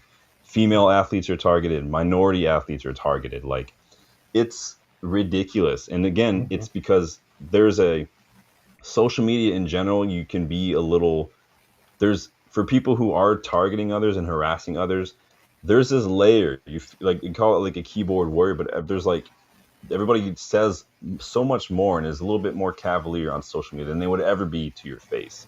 There's zero pushback, there's zero consequence. You just say whatever you want. You could say the meanest, most targeted shit ever. Like we saw after Rashford missed the pen and stuff, Sancho, these guys, like, this is what happens. And it's like, you can't stop it. You'd hope that social media platforms would stop it. But again, when it comes down to the criticism from media, the social media abuse, like, who's right? Are the players not like taking enough responsibility? Are modern players in general maybe not mentally strong enough to handle the criticism? Maybe get their head down and work. Is it easier said than done to avoid it? Should the players have to just deal with it? Should that stuff be allowed? I mean, should they accept it's part of the job? I mean, where is the line between criticism and harassment? Is Neville being too harsh? Like, what are your thoughts, man? There's a line between what criticism is and what harassment is. And as a personality that is sports, celebrity, media, whatever, you're going to have your fair share of criticism. That just goes with the territory. So, yes, getting the thicker skin, being able to handle that adversity. I think, as Rob said here, or Box, I can't remember who said it in the chat. It was, Sir Matt was telling Sir Alex, in 89-90 when he had those drought years, like, don't read the papers. And it's like, that's the same sort of thing. Just don't go on social media. When I'm having times where I can't deal with stuff, like, I don't look at my email. I don't go on social media. I do other things to distract myself to try to change how I'm feeling, to try to change my mental, like, where I'm at mentally, because I know I'm not in a good place. And I think for younger players, they don't necessarily know how to handle that. And it takes a while, because it's taken me a while to get there. I almost feel like, where, go ahead.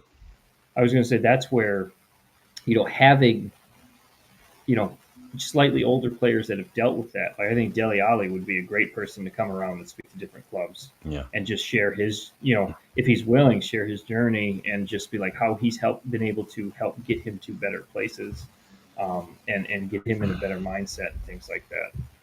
United, I'm just saying, I'm right here. If you guys need someone to come in and just do like some mental coaching, some resilience, some coping skills, I'm right here. I'll come in the summer and we'll hang out for a couple months. I'll meet with these guys one-on-one, man. I'll send you my CV. I'm just saying, I'm right here, United. But in the next month, I'll have my football psychology certification from the PFA. Like, if you want to wait for that, we'll go for it. Let's do it.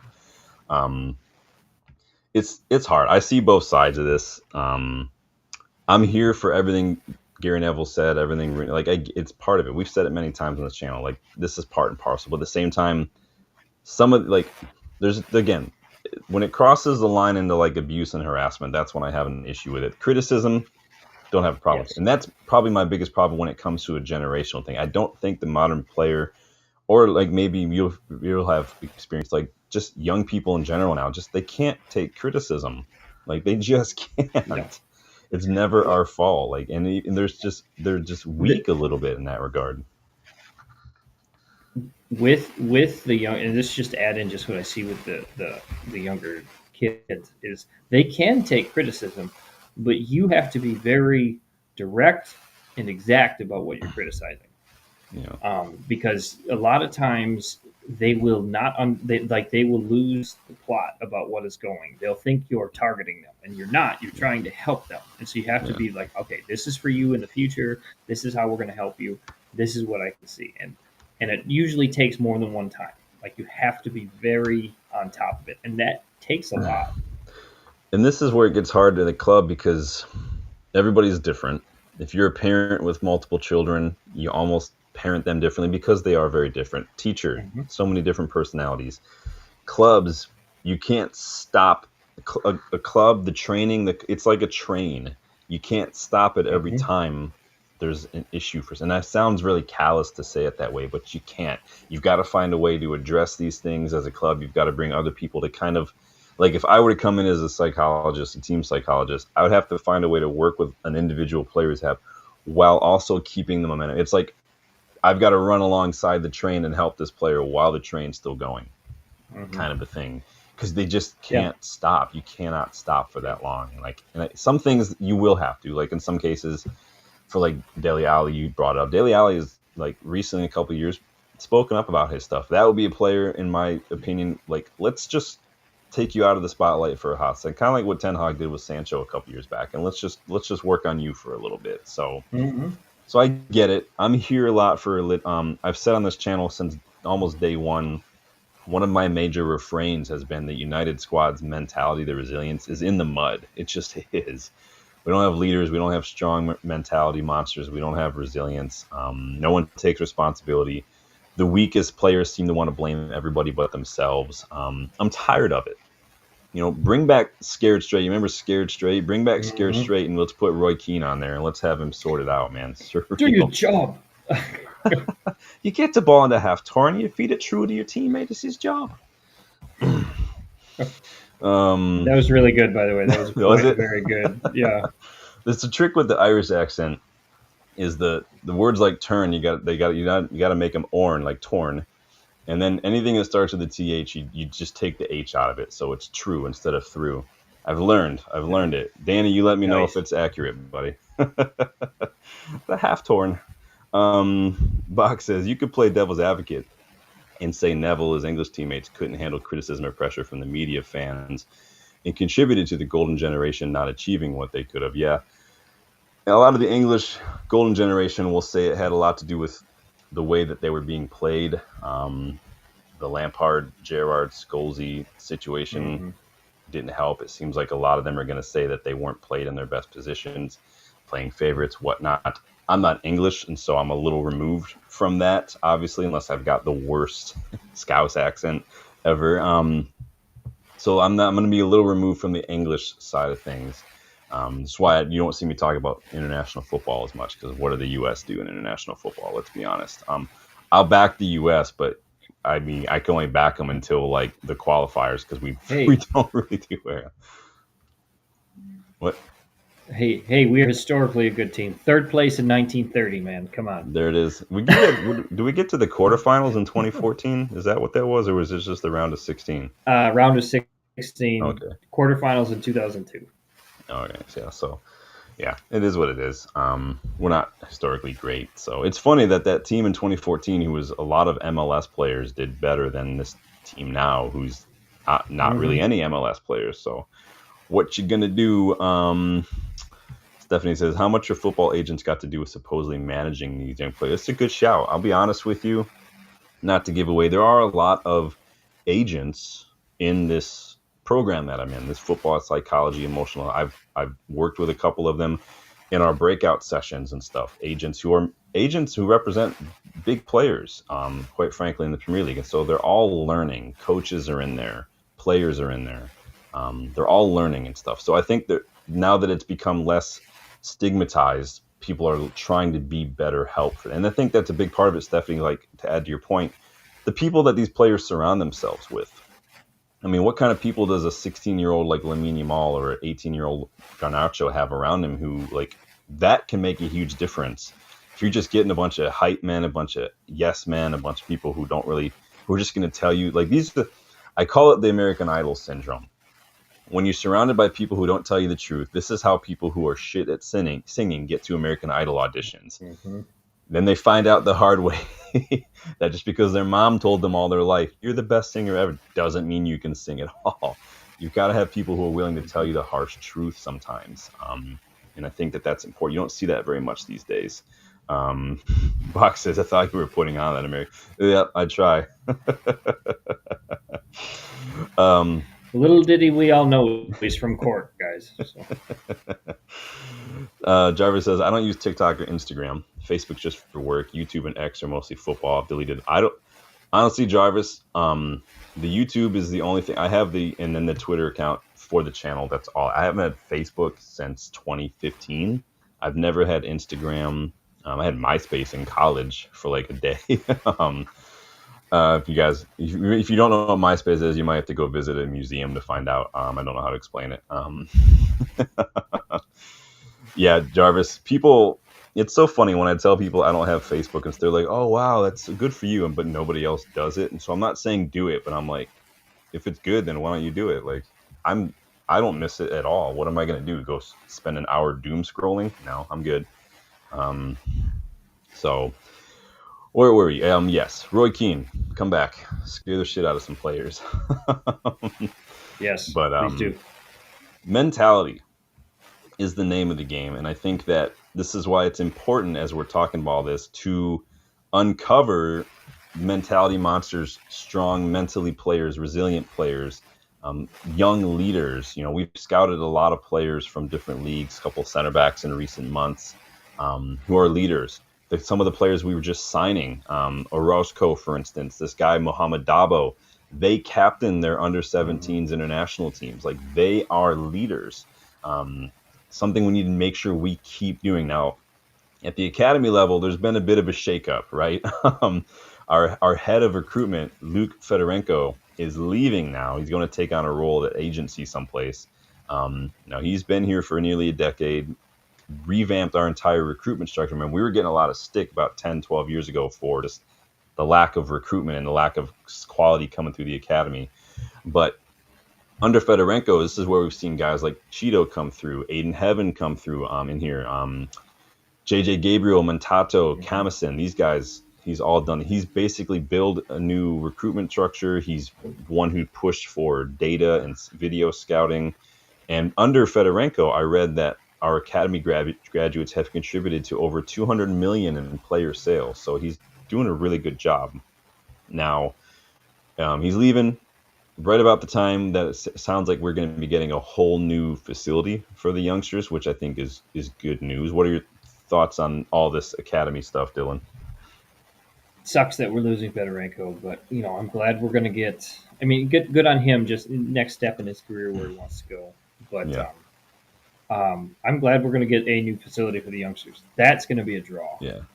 For people. That'll be, especially if we're trying to sign, English talent and even get international talent. That'll be huge. Because that's been one of the things I hear people whenever they talk about, like City, for all what they do, they completely overhauled that club, and the facilities are immaculate, and that makes a difference. Now they don't produce a whole lot of academy talent at City, but the facilities are there and they're nice, so I think it does make a difference. Carrington looks spectacular. It looks amazing. It looks like a house that I would want to live in. It's beautiful. The windows, I love windows. Like, you've been to my house. I've got a huge window.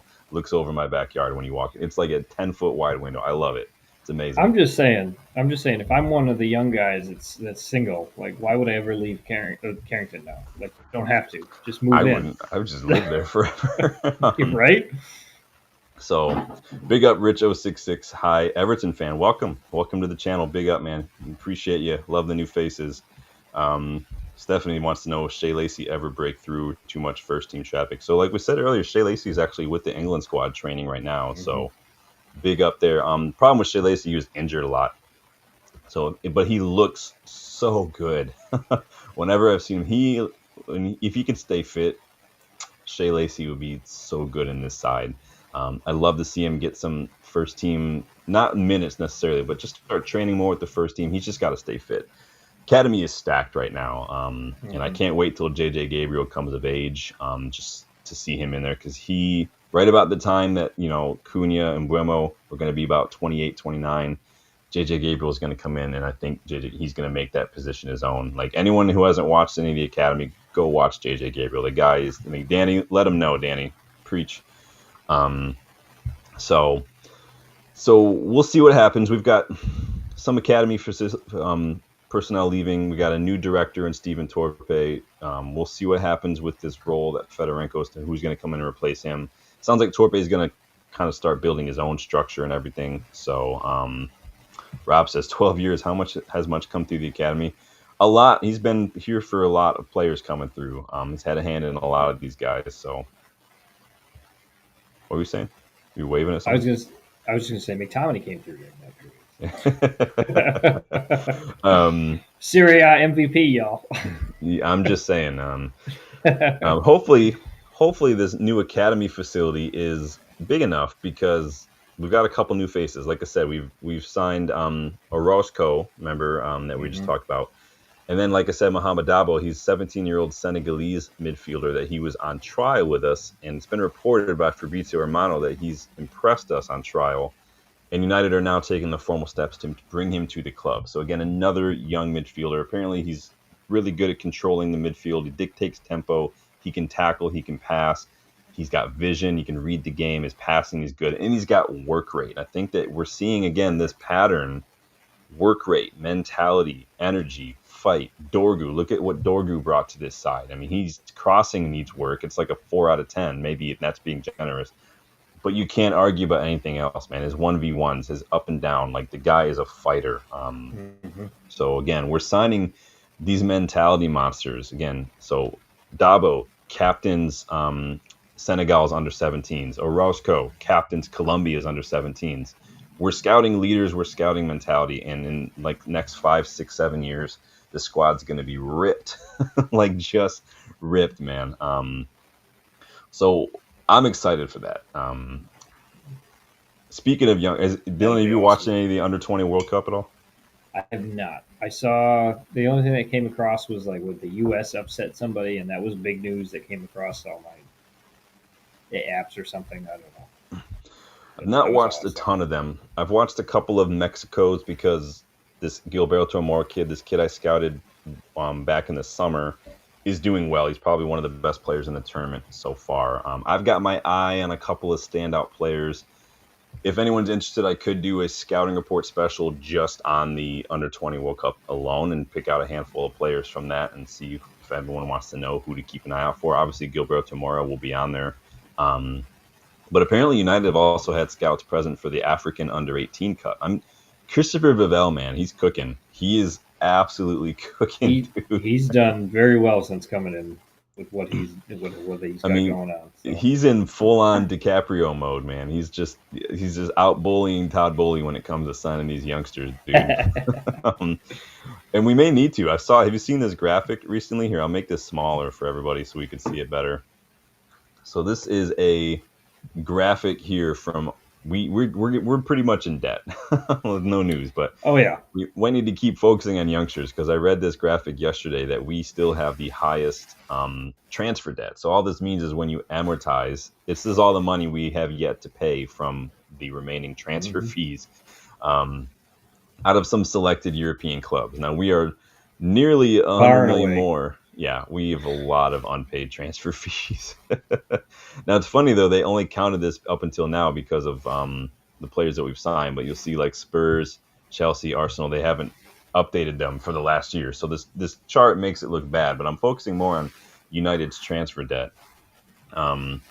We need to raise some funds because we are running out of cash, man. And just promoting a bunch of academy players, they're not always going to be good enough. But how are you feeling about that graphic when you look at it like that? That hurts me. I can't say I'm surprised that Spurs and Chelsea haven't updated their figures. Yeah, it's surprising. They are. Agenda's gonna agenda, man.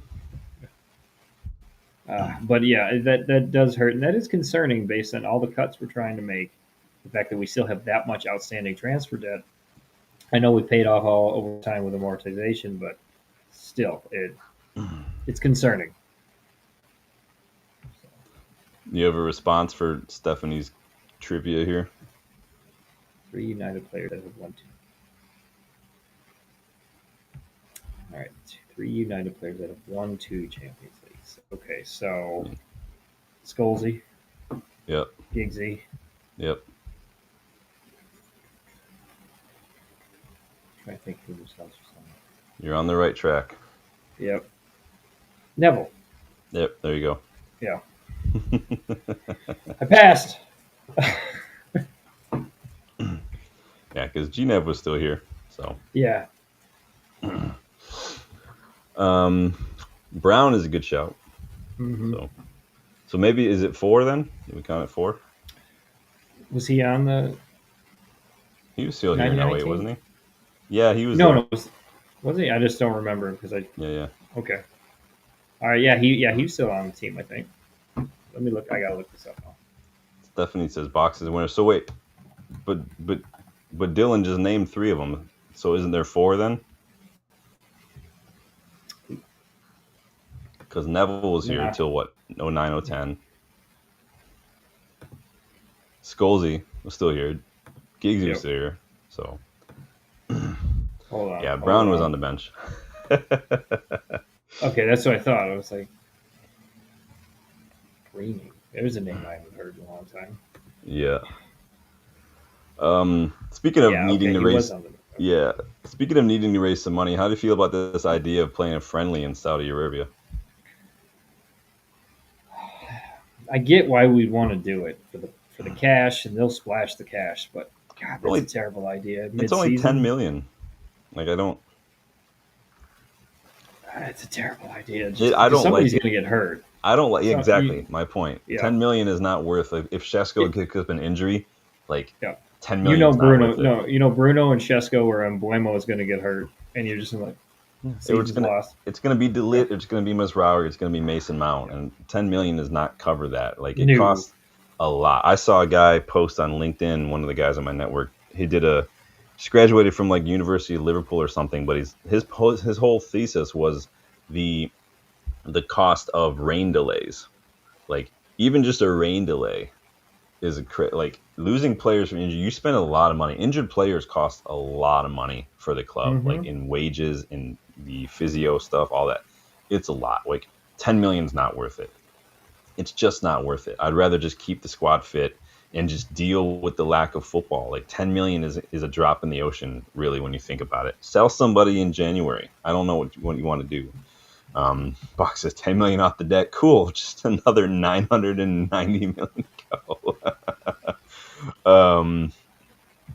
See, you were right. We got it. We beat the trivia questioner. We beat the trivia master, Dylan. Good job, man. Jarvis says 10 points from 7 games, on course for 54 points. Same as Fulham in 11th last season. How many points do you reckon United finish with? Well, we can go ahead and finish on that question because we're pretty much wrapped up here. How many points do you reckon we finish? Jarvis says on course for 54 points. Yikes. That's not good. Yeah, that's terrifying.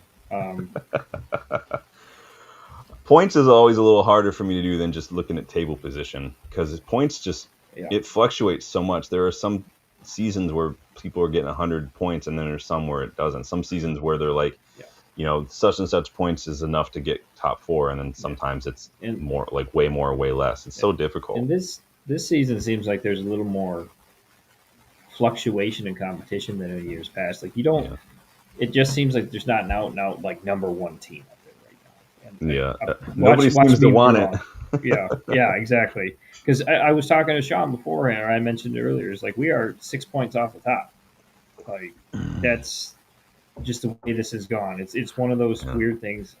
You might not have your 90-point victories or 85-point things. It might be, closer to 90. It might be a little bit lower point total for the champion this year. But Jarvis, you're asking a lot of big questions right now. I'm only thinking about when can we get 2 wins on the bounce. That's my goal. My dreams are small right now. When can we get 5 so that one guy can cut his hair? Oh, he's not. That dude's not cutting his hair. He's just not, man. There's no way. There's literally no way. He's gonna look like a fucking Sasquatch by the time he's done with this thing. No, that guy's never cutting it. We're not gonna win 5 in a row. I don't. Not the way things are right now. 54 points that seems like so far away, but like Dylan says, we're still at that point in the season where a good result or two our way and other results going on, and we're right back in the top four. Like, it's pretty tight at the moment, and I think Arsenal are top right now, aren't they? Yeah, they're top by 1 over Pool. Yeah, Scousers. So it could go. The points is always difficult for me. So 54 sounds about right. Yeah, it does, doesn't it? I was like, that sounds anywhere around there, probably. Rob says 3 points against Liverpool and the title charge is on. I mean, hey, I like the optimism. Jarvis, man, right now, honestly, I think winning the FA Cup's probably going to be our best bet, dude. I've given up on qualifying for Europe the old-fashioned way a long time ago. We're just going to have to pull the Ten Hag and do it the hard way, which, hey, it is what it is. I mean, we've knocked Arsenal out of the FA Cup last season under Amorim as well. We got all the way to the European final. Maybe, but Jarvis says 8th. I mean, Dylan and I, when we did our season predictions, I predicted like maybe 7th or 8th. And then after a couple matches, I was like, we'll be lucky to break in the top half of the table. Jarvis, do you think we'll get 8th? Well, I don't know, man. Dylan, have you amended your predictions? I'm trending a little bit lower. I think right about where we're at, 10th right now seems to be closer to where we'll be at. But we are more in the rebuilding phase than other teams have been. So, if Jarvis, I'm going to have to see Amorim continue to make some tweaks here and there, shore up the midfield a little bit, make us a little more compact, sit us a little deeper, and if we could start being more difficult to beat, if we can just stop being so open in midfield and we can start doing that, then I might feel. I need to see a run of games for me to kind of shift my confidence, and I just haven't seen that. I'm not taking the Sunderland for I'm celebrating it, but I'm not looking at that as any sort of sign. So we'll see what happens. It's been a long show tonight, Dylan. It's a good show, though. It's been a great show. We've had some very good conversations with everybody. Steph's question. Did you see Steph's other question she came up with? I saw another one. I didn't know the answer, but I know some people are already questioning. So don't forget, guys, too, memberships. We've added the WhatsApp community group as well. So starting 11 Legends members, there is a post in the community tab with a link to jump in on the WhatsApp group. Rob Taft's already in there, so you guys can do that. Members, you can also contribute as we're doing questions in here. We do questions from a boot, so you guys can contribute to that, put in suggestions for questions from a boot. Starting 11 Legends members can also put in suggestions for scouting reports, suggestions for ideas for what-if episodes. I remember Season 3 just wrapped up last week or so go check out that if you haven't yet. So I try to hook you guys up with as much involvement as I can, because it's fun. As you can see, we have fun chatting. Tonight, we didn't really chat a whole lot about football. We just chatted a lot about just life in some ways. And I'm here for it. But I actually love these conversations. I love getting everyone involved. Sounds like everyone's jumping in FC 26. It is a good time. It's got its bugs. I had to take a break because there is a bug already where a player wants a new contract. I give them a new contract, and then there's a bug that says they still don't have a new contract, and then they submit a transfer request, and then you're like, well, cool. So it is. We are basically beta testers at this point when you buy a game. So it's what it is. Rob says get the mods in the WhatsApp group as well for their dedication. Yeah, I can do that. I can go look at the mod list after this and check that out as well to see. Hopefully the mods are members. Otherwise, it's a bit awkward. But yeah, but the post is only visible to members, and so that's why I do that. So, Dylan, how you doing, man? Good.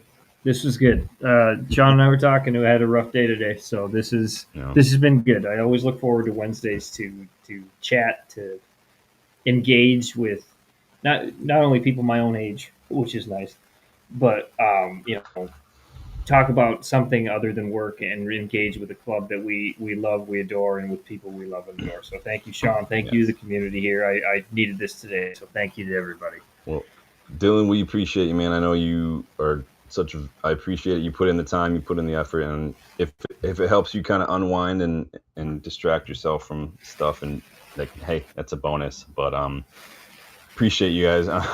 Box says Erickson playing for Wolfsburg now. There he is. Rob Taff, thank you for letting people know what hype is, because I don't know what hype means. But yes, please like the video, you guys. Please subscribe to the channel if you guys are new. Again, check those memberships to learn how you can get more involved. Go check out the United vs. Everybody store as well. There is a sale on right now. I think it's 20% off when you spend $70. Again, it's the sale that was available, so I made it available for you. Go vote too. There's a link in the pinned to the chat if you guys have not voted yet for managers. I know right now it seems a little moot because Sir Jim just backed Amorim for 3 years, but we'll see what happens. Again, nobody wants Amorim to be sacked. I want Amorim to do well, but he will if he doesn't continue to make these changes. So it is what it is, but I appreciate you guys stopping by. Real quick, Rob, the cat did steal the bag, so it's gone now. Cats, man. Cats are just one of those. I can't handle cats because they're like, this is a cat. It's chill, chill, chill, chill, chill, demon, demon, demon, demon, demon. And then you're like, oh, cool, my foot is bleeding. Awesome. Like, I didn't even see you under the couch. Where did you come from? That's what happened with my hand last night. Freaking cats. But thank you guys. Appreciate you guys for stopping by. And we will see you guys on the next one. I got some more scouting reports to do as well. Go check out that one from earlier this week, January targets, January deals. Jarvis, if you're still watching, there's a guy in there for you that I was saving just for that video as well. But until next time, you guys, take it easy. And thank you for stopping by. I appreciate everybody getting involved. Dylan, say good night to the beautiful people. Hope you have a good night. Take it easy, y'all.